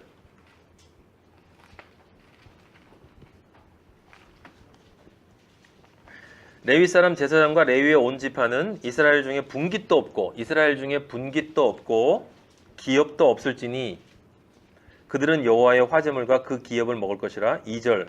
그들의 형제 중에서 기업을 가지지 않을 것은 이 세상 것에 똑같이 나눠 갖지 않는다는 뜻이야. 왜? 여호와께서 그들의 뭐? 기업이 되심이라. 시편 73편 26절 하나만 더 찾아봐요. 많이 있지만 시편 73편 26절. 내 육체와 마음은 쇠약하나 그 다음 말이 중요해요. 하나님은 내 마음의 반석이시오. 그 다음 뭐라고 써있어요? 영원한 분깃이라. 분깃이 뭐라고 했어요? 내 목, 나에게 남겨진 목. 이 세상을 다 끝나고 아버지 나라에 갈 때 그리고 이 세상에서 내가 유일하게 가지고 있는 나의 재산, 나의 재물, 세상에 살지만 세상에 속하지 않는 그리스도인으로서 이 세상 누구도 소유하고 있지 않은, 하지만 이 세상 그 누구도 소유할 수 없는 영화롭고 보배로운 그 재물, 그건 하나님 자신이 나의 분깃이 되어주시는 거예요. 나의 목, 나의 소유가 되어주시는, 하나님이 내 소유가 되어주신다니까? 이 더러운 썩어빠진 놈에게 그리스도의 보혈로 탁탁 닦아서 문지르고 닦고 야, 너 진짜 지저분하다. 와, 진짜 너무 심하다, 야. 그래서 내가 멈출 수 없어. 내 사랑은 신실해. 한 번 사랑, 끝까지 사랑. 난 내 피를 다 흘려서라도 널 닦고 반드시 정금처럼 만들어서 내가 너 안으로 들어갈 거야. 내가 네 소유가 될 거야. 네 유일한 소유. 그렇게 되지 않으면 네가 내 아들이 될 수가 없어. 내가 네 소유가 돼야 네가 내 진짜 소유가, 내 소유가 될 수 있어. 그러니까 아나니아가 그 팔고 나서 베드로에게 가져와야 될 것이 뭐예요? 베드로의 진리의 말씀을 들었으면 반드시 그 진리의 말씀을 들었기 때문에 그 존재의 변화가 일어나서 자기 속에 있는 세상 것 팔고 자기 속에 있는 그 판 것 대신 내 안에 있어야 될 그 하늘에 판 것이 있어야 돼. 그게 뭐야? 하나님 자신이야. 근데 그가 숨겼대. 그 숨겼다는 의미는 뭐예요? 하나님의 구체적 의미는 당연히 성령 충만인 거고, 그리고 십자가의 삶을 사는 거고, 그리스도 예수 안에서. 그런데 그러니까 숨겼대요. 그럼 숨겼다는 게 이상하잖아요.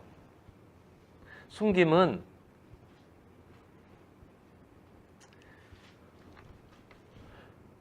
일반적인 의미의 숨김이 아니에요. 여러분, 숨는다는 말이 어디서 나와요? 제일 처음에 아담 하와에서 나와. 아담 하와에서 나와. 아담 하와가 아까워서 숨었어요? 아니, 부끄러워서 숨었어. 이게 포인트야. 아나니아와 삽비라가, 여러분, 우리가요 하나님 앞에 가면 우리는 우리의 모든 것을 직고해야 돼. 직고하게 돼요. 빛 앞에 가게 되면 그걸 직고하게 된다고. 그러니까 내가 로마서 14장 11절 그냥 들으세요. 기록되었을 때 주께서 이르시되 내가 살았으니 모든 무릎이 내게 꿇을 것이요 모든 혀가 하나님께 자백하리라. 여러분이 자백하게 돼요. 이러므로 각 사람이 자기 일을 하나님께 직고하리라. 그럼 그때가 되면 이 세상에서 사는 동안에는 내가 기독교인이라고 깨끗한 척하고 의인인 척하고 다 가져왔어요. 저 하나님이에요. 여기 있잖아, 하나님. 내 삶에 하나님 보이죠? 하나님이에요. 하나님입니다. 내 믿음입니다. 나 하나님밖에 없어요. 이 판 것이 하나님이에요. 자, 내 안에 성령 보이시죠? 나 열심히 하나님 위해서 일하고 있습니다. 사랑, 희락, 화평, 오래참, 의비, 양선, 충성, 온유, 절제, 예? 9가지 열매 저한테 보이시죠? 조금씩 당신이 이해하는 방식으로 보이잖아. 여기서는 얼마든지 숨길 수 있는 것처럼 살 수 있어요. 기독교인들 실제로 이렇게 살아가고 있으니까. 깨끗한 척, 의인인 척, 성령 받은 척, 구원 받은 척. 그게 뭐야? 그게 성령을 속이는 거야. 사람은 속일 수 있지만 성령은 속일 수 없다고 그러잖아요. 베드로가 무슨 여기 지금 무슨 점쟁이에요? 아버지가 베드로한테 그 능력을 계속 줬어요? 베드로가 맨날 만나는 사람마다 그랬어요? 아니, 성령이 아니고는 그걸 알 수가 없어. 하나님 앞에서만 그건 밝혀지는 거예요. 여기 베드로 앞에서라고 하는 것은 그 무엇을 뜻하냐면 지금 사도행전에서 지금 전체 맥락을 이해해야 되는 거예요. 그리스도인이 진정 그리스도인이 되면 내가 진리를 선포해요. 여러분들한테 제가 지금 진리를 선포하고 있어요. 진리를 선포하면 반드시 이 세상이 내 이야기를 듣는 이 작은 세상 안에 그 세상이 둘로 쪼개진다는 거야. 왜? 말씀이 떨어진다는 것은 이 세상에 십자가의 예수 그리스도가 떨어졌다는 것이. 우리는 말씀을 전할 때 죄에 대해서, 의에 대해서, 심판에 대해서밖에 전할 수가 없기 때문에 십자가를 전하는 것이고, 그 십자가를 전하게 되면 반드시 세상은 오른쪽에 있는 죄인과 왼쪽에 있는 죄인, 즉 이 밑에 있는 사람들 말고 그래도 골고다까지 따라와서 십자가 나도 졌다고. 예수님 나도 졌거든. 나도 예수님처럼 십자가 졌다고. 나도 열심히 살았어. 신앙인이야 나도. 다 판 거 다 가져왔다니까. 그 중에 하나는 바나바고 하나는 아나니아란 말이야. 진리를 전하면 내가 아는 것이 아니라 성령이 안다고요. 내가 진리를 전하고 여러분한테 지금 전하고 있잖아요. 여러분의 마음속에 영혼 육에 이 말씀을 듣고 그래 내가 진짜 하나님 중심으로 내가 살아야 되겠다. 진짜 내가 마리아가 되어야 되겠다. 내 안에 하나님 말고 이 세상에 어떤 것이 있으면 진짜 내가 부자가 되는 것이구나. 그것을 내가 아버지에게 가져갈 때는 나는 그걸 숨길 수밖에 없구나. 부끄러우니까. 숨길 수밖에 없구나. 그거 숨겨놓고 아버지가 볼 때 좋은 것만 싹 내밀고 다 가져왔어요. 다 가져왔습니다. 지금 그 얘기하고 있는 거예요, 여러분. 이게 기독교인인 척, 그리스도인인 척 한단 말이에요. 근데 우리가 말씀이 떨어지면 내가 압니까? 그리스도인이 아는 게 아니야. 하지만 내 말씀이 떨어질 때 우리가 그리스도인으로서 진짜 누구에게 진리를 전할 때 그 진리를 받은 사람이 한 사람은 바나바로 받고 한 사람은 아나니아로 받게 된다는 거예요. 아나니아로 받게 되면 믿지 않았으므로 이미 어떻게 됐다고? 심판 받은 거다. 과거형이라고 그랬잖아. 심판 받은 거다. 심판 받은 건 뭐? 죽은 거. 죽은 건 뭐? 하나님과 영원히 분리되어져서 지옥 가는 걸 뜻하는 거예요, 지금.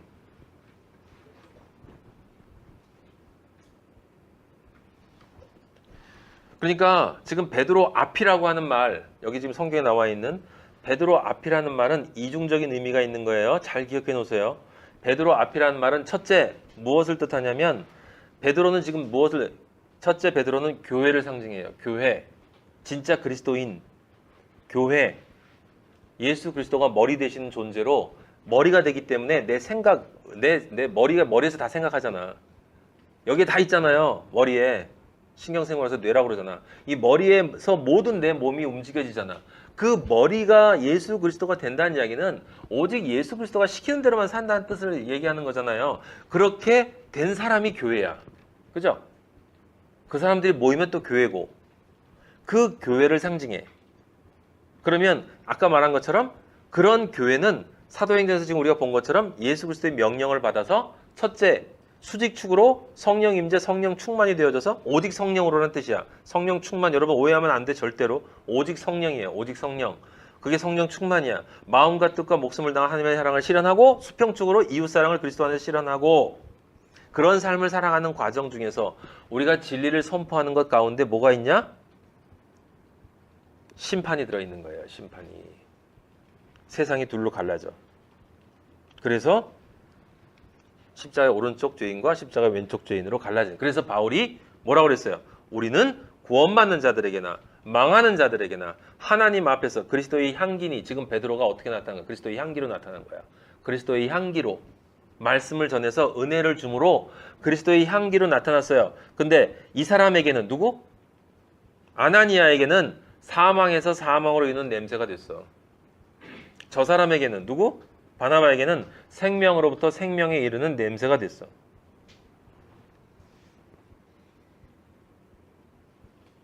두 번째, 베드로의 의미는 그냥 우리 그리스도인이 이 땅에서 왕같은 세상의 권세만을 의미하는 게 아니에요. 누구를 상징하는 겁니까? 바로 마지막 심판을 상징하는 거예요. 심판. 마지막 심판 때 백보좌에 예수 그리스도가 모든 존재들을 무릎 꿇히고 그들이 직고하는 것을 통해서 그 다음에 심판, 아까 로마서 14장 11절 12절 읽었으니까 다시 한번 집에 가서 읽으세요. 네, 그때 영원한 천국과 영원한 지옥이 결정된다는 것을 지금 아버지가 이 사건을 통해서 우리에게 보여주는 거예요. 보여주는 것. 왜 그 일이 지금도 안 일어나냐? 그런 일이 왜 일어나? 아버지가 말씀해 주신 거잖아요. 그 사건이 왜 안 일어나냐가 아니라 아버지의 말씀이라니까? 비유를 통한 말씀? 얘들아, 너희가 세상 것을 팔고 마리아가 되어져서 실제 성령 받아서 나 앞에 왔을 때 그 판 것인 네 안에 하나님을 나한테 진짜로 보이지 못하면 그러면 당연히 너는 그 나머지 것을 숨기고 뒤에 숨을 거야. 무화과 나무 뒤에 숨은 것처럼. 덕지덕지 무화과 잎 버려놓고 그것도 의 아니냐고 나올 테지만 내 빛 앞에 오면 네가 실제로 온전하게 다 팔지 않았다는 게 백일하에 드러나. 빛 앞에. 그럼 넌 지옥 가는 거야. 라고 하는 이야기를 지금 하시는 거거든요. 예수님이 이야기를 하는 거예요. 근데 이 일이 왜 다시 안 일어나냐고? 그냥 경고하는 말씀이라니까. 바나바처럼 되라고. 근데 이 이야기가 여기서만 얘기했어요? 늘 이야기했지. 다른 관점에서 늘 이야기했다. 다른 이야기로 또 설명하고 계속 설명하지 않았습니까? 우리가 늘 기억을 해야 돼요. 여러분, 심판이 언제 옵니까? 심판은 재림 이후에 오지만 예수님의 재림은 언제예요? 여러분과 제가 예수님 앞에 갈 때가 예수님이 재림할 때야. 잊지 마요. 여러분과 제가 예수님 앞에 갈 때가 예수님이 재림할 때예요. 남의 얘기하면 안 돼. 성경은 다 내 얘기예요. 내 얘기.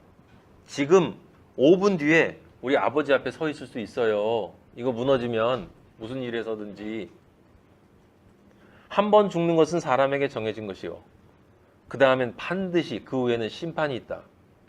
우리는 늘 하나님 앞에 지금 1초 뒤에 서 있을 수 있다라는 것을 생각하고 살아가야 되는 거예요. 그런데 어떻게 세상 것에다 자꾸 생각을 돌릴 수가 있냐고.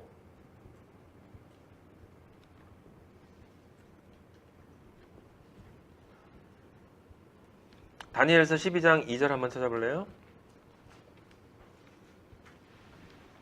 네, 이제 정리를 하도록 하겠습니다. 다니엘 12장 2절 찾아보세요. 거기 이렇게 쓰여져 있어요.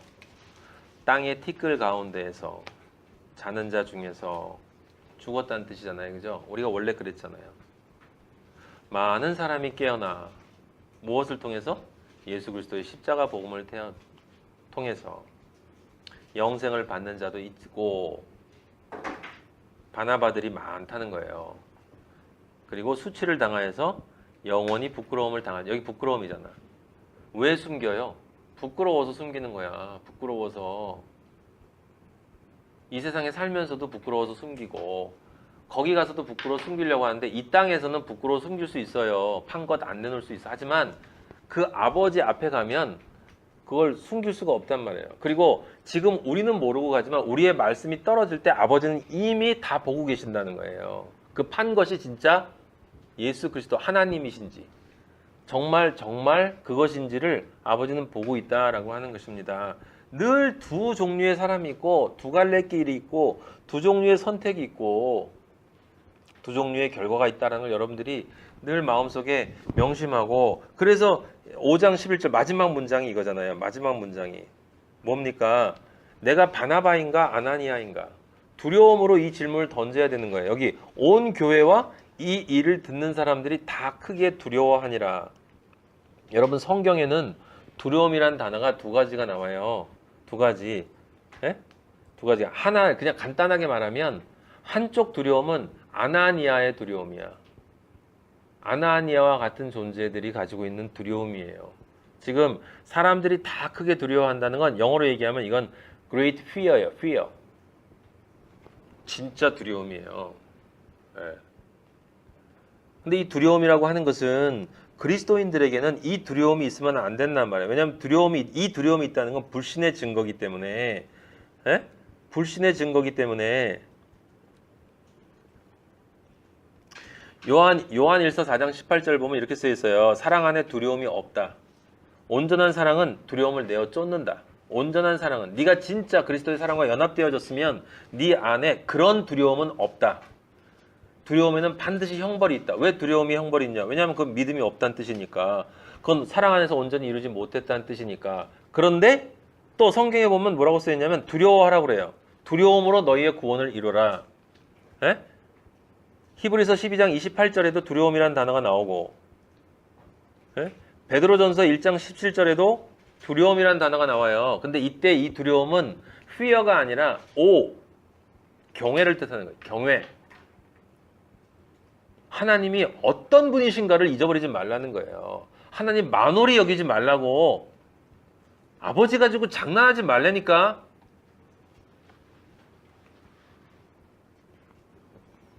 아버지 가지고 장난하지 마요, 여러분. 우리는 정직해야 돼. 없으면 없다. 아버지 주세요. 부족하면 부족하다. 아버지 채워주세요. 있으면 있다. 아버지 너무 감사합니다. 영어로 O나 AW 있죠? 리버런스 같은 존경, 경외 이런 걸 뜻하는 거예요. 너무너무 위대하시기 때문에, 그리고 근데 그 존재가 날 사랑해 주셨기 때문에 그 존재의 말 한마디면 나는 모든 것 내려놓고 그 아버지에 납작 엎드려서 십자가로 엎드려서 아버지가 말씀하시면 저는 그냥 그렇게 살겠습니다 라고 하는 그 마음이, 그게 경외라고요. 경외. 마지막으로 아버지, 성령 아버지가 우리에게 하시는 말씀을 여러분에게 전달하고 마치도록 하겠습니다. 계시록 2장 7절에서 아버지가 이렇게 말씀하세요. 아들들아, 마하나이마, 너희 가운데 귀 있는 자는 성령이 교회들에게 하시는 말씀을 들어라. 귀 있는 자는 오늘, 지금 너희들에게 하는 성령이 하시는 너희 교회들에게 하는 말씀을 들어라. 요엘서 2장 31절에 이렇게 쓰여 있어요. 여호와의 크고 두려운 날이 반드시 온다. 여호와의 크고 두려운 날, 이때는 휘어져 당연히. 크고 두려운 날, 심판의 날이 온다. 그것이 오기 전에 해가 어두워지고 달이 핏빛같이 변한다. 이게 어두움을 뜻하는 거죠. 네, 그럼 뭐예요? 죄악 세상. 여러분 노아 때도 그렇고 그 전에도 그렇고 항상 아버지 심판이 오시기 전에는 이 세상이 죄악으로 가득 탈 때예요. 32절 누구든지 여호와의 이름을 부르는 자는 구원을 얻는다. 우리에게 아버지가 원하는 게 뭡니까? 선택하라. 누구를? 성령을. 없으면 간절히 사모해라. 여호와의 이름을 부르면, 나를 간절히 사모하면, 사슴이 시냇물을 찾듯 나를 찾고 또 찾으면 내가 반드시 응답하고 네 안에 들어가서 너는 내가 되고 내가 너가 되고 우리가 형제가 연합하듯이 연합한 다음에 내가 아버지 나라에서 너희에게 상을 줄 때까지, 그 상이 뭐겠어요? 새 예루살렘, 영생, 하나님의 아들이 되는 거. 특별한 상이 있는 게 아니라 그것만큼 큰 상이 어디 있어? 하나님의 아들이 되는 거. 하나님의 아들이 되는 것만큼 큰 상이 어디 있습니까? 그거를 받고서 어떻게 또 딴 거를 원할 수가 있냐 이 말이에요. 스가랴서 4장 6절에 우리가 아는 유명한 말씀이 있어요. 여러분 바벨론에서 돌아와서 성전을 재건할 때 수룹바벨, 1차 돌아왔던 수룹바벨에게 아버지가 뭐라 그랬어요? 힘으로도 안 된다. 능력으로도 안 된다. 오직 뭐로 된다? 나의 영으로. 너의 힘으로 안 돼. 너의 인간적인 생각으로 안 돼. 너의 능력으로 안 돼. 오직 무엇으로만 된다? 성령으로만 된다. 성령으로만. 무슨 말이에요? 아버지가 말씀하시는 게 성령이 없으면 불가능하다는 거예요. 반드시 성령. 그래서 예수 그리스도가 물과 성령으로 거듭나지 않으면 하나님 나라 못 들어가. 못 들어가. 물과 성령으로 거듭나지 않으면, 성령으로 거듭나면 어떻게 되는데? 아나니아가 안 되고 바나바가 된다니까요. 내 안에 온전한 하나님이 계시다는 거예요. 오직 하나님만, 하나님이 나타났을 때 나를 보시면 너 판값이 뭐니? 저는 하나님밖에 없습니다. 너 다 내놨구나.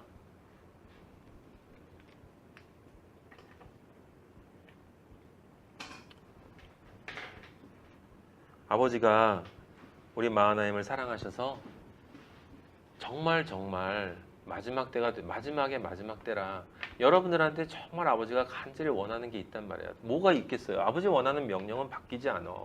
네 마음과 뜻과 목숨을 다해서 날 사랑해 줄래? 네 이웃을 네 몸같이 사랑해서 정말 진리를 전달해 줄래?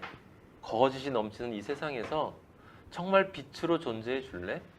근데 그러려면 네 안에 성령이 들어가지 않으면 절대로 불가능해. 성령이 있다는 증거는 네가 가장 원하는 게 뭔가를 생각해 봐. 정말 원하는 게 뭔가를 생각해 봐. 나 이외에는 아무것도 원하지 않니 정말? 아니라면 회개하고. 아나니아는 이미 그렇게 됐지만 하지만 너에게는 아직 시간이 있다 이 말이에요. 돌아서라. 다 팔아라. 나 여호와만을 나에게 보여다오. 너의 분깃이 나 자신임을, 나 자신 이외에 그 어떤 것도 아님을 나에게 보여다오. 네 안에 내가 들어가서 살아 움직이는 것을 보여다오. 내가 원하는 건 그거밖에 없다. 나머지는 내가 네 안에 들어가면 모든 것을 내가 다 인도한다. 그 안에 있는 성령을 또 소멸시키면 안 된다. 매일 양식을 먹고 말씀을 통해서 그 성령의 능력이 자라도록 그렇게 해서 네가 구원의 완성을 이루어야 되지 않겠니? 내 아들이 되어야 되지 않겠니? 라고 하는 말씀을 아버지가 여러분과 저에게 하시는데 너무 감사해요. 너무 감사합니다. 우리 마하나임을 사랑하지 않으신다면 이런 얘기를 안 하시겠죠. 우리 만나서 재밌는 얘기하고 성경 조금 보고 또 이렇게 서로 위로하고 뭐 세상에서 잘 살라고 또 다음 주 보자고 이렇게 헤어질 수 있어요. 아버지 그렇게 하지 말래요. 그거 죽이는 거라고. 내가 정말 원하는 이야기만 해라. 전 아버지가 시키는 이야기를 할 수밖에 없고 아버지가 여러분들을 정말 사랑한다고 하기 때문에 너희들이 진짜 변하지 않으면 내 나라에 들어올 수 없기 때문에 내가 너희들에게 이렇게 진리를 이 존재를 통해서 하는 거다. 들어라, 따라라, 되어라, 행복해져라. 아버지 감사합니다. 영광 받아 주시옵소서. 아버지의 귀한 아들들을 사랑해 주셔서 아버지의 사랑의 편지를 이렇게 전달해 주셔서 감사합니다. 아버지, 저희가 아버지 만났을 때 너 판 것이 무언지 내놔봐라 할 때 아버지, 정말 아버지 온전한 모든 것 되시는 아버지를 내놓을 수 있도록 저희들을 긍휼히 여겨주시고 인자와 자비로 이끌어 주시옵소서. 우리 안에 아직 성령 체험을 못한 사람이 있다면 성령 임재, 그 아버지가 계시는 그 진정한 기쁨, 그 환희, 아버지가 계셔 너무 좋고 아버지의 말씀을 너무 읽고 싶고 아버지의 말씀을 너무 공부하고 싶고 어떤 방식으로든 아버지를 전하고 싶은 아버지와 동행하는, 아버지와 연합되어 동거하는 그 삶을 아버지여 경험하지 못한 사람이 있다면 아버지 은혜를 내려주시고 아버지 반드시 경험할 수 있도록 그 영혼 안에 사슴이 시냇물을 찾는 그 영혼의 마음을 허락하여 주시고 아버지여 성령을 받았으나 아버지 세상 유혹에 흔들려서 아버지 성령을 근심하게 하고 성령을 탄식하게 하며 이제 성령이 소멸되어져 가는 그 과정으로 있는 사람들 아버지여 다시 깨워주시고 아버지여 이 세상 것 어떤 것이든 아버지 다 뺏어가더라도 아버지 안에 우리 그 아들 안에 있는 성령만은 아버지 절대 걷어가지 마시고 촛대 절대 옮기지 마시고 하나님의 아들로 완성시켜 주시옵소서. 아버지 우리 오직 그것만을 바랍니다. 저희 마하나임 그것만을 바랍니다. 여기 있는 아들들 이 땅에서 아버지가 시키시는 대로 아버지가 먹으라는 것 먹고 아버지가 하라는 일 하고 아버지가 가라는 곳 가고 이렇게 살겠지만 그것들이 저희들에게 중요한 것이 아니라 그 모든 것들을 하는 저희들의 이유는 아버지가 원하시는 그 아버지의 삶이 저의 삶 속에서 온전히 나타나는 것 그것만이 저희들에게 모든 것이고 완전한 것이고 유일한 것이기에 아버지 우리가 아버지의 나라와 의를 구하는 그 위에 하는 모든 것들은 아버지를 하는 그 일을 위한 순수한 도구에 불과하다는 것을 아버지 여기서 고백하고 아버지께 말씀드리오니 아버지 저희들 이 고백을 받아주시고 아버지여 이 세상에 사는 모든 것들은 이 나그네 길에서 필요한 모든 것들은 아버지가 알아서 해주시고 저희들 거기에 대해서 아버지가 어떤 것을 우리에게 주신다 할지라도 늘 감사하고 찬양하며 우리의 감사와 찬양은 그것들로 인해서가 아니라 하나님 아버지가 내 안에 계시고 만군의 여호와가 나의 삶의 동반자 되시고 연합자 되신다는 그 사실에서 올 수 있도록 인도하여 주시옵소서. 그리하여 빛된 아들들 되게 하여 주시고 이 아들을 통해서 아버지 정말 이 말세 주말에 아버지를 정말 사랑하는 그리스도인들을 찾아보기 힘든 이 땅에서 아버지여 이들만큼은 아버지 세상 어디에 있든지 아버지가 언제 쳐다봐도 저기 내 아들이 있다, 저기 빛이 있다, 저기 내 아들 내게 영광을 주는 나의 빛된 아들들이 나의 마하나임이 저기 있다라고 아버지가 수많은 천군 천사에게 기뻐 말씀하시는 그런 아들들이 될 수 있도록 여기는 한 사람 한 사람 아버지 어루만져 주시고 책임져 주시옵소서. 감사드립니다. 예수 그리스도 이름으로 기도하였습니다. 아멘. 하늘에 계신 우리 아버지 이름이 거룩히 여김을 받으시오며 나라의 마옵시며 뜻이 하늘에서 이루어진 것 같이 땅에서도 이루어지이다. 오늘날 우리에게 일용할 양식을 주옵시고 우리가 우리에게 죄진 자를 사하여 준 것 같이 우리 죄를 사하여 주옵시고 우리를 시험에 들게 말옵시며 다만 하게서 구하옵소서. 나라와 권세와 영광이 아버지께 영원히 있사옵나이다. 아멘. 아멘. 할렐루야. 할렐루야. 감사합니다.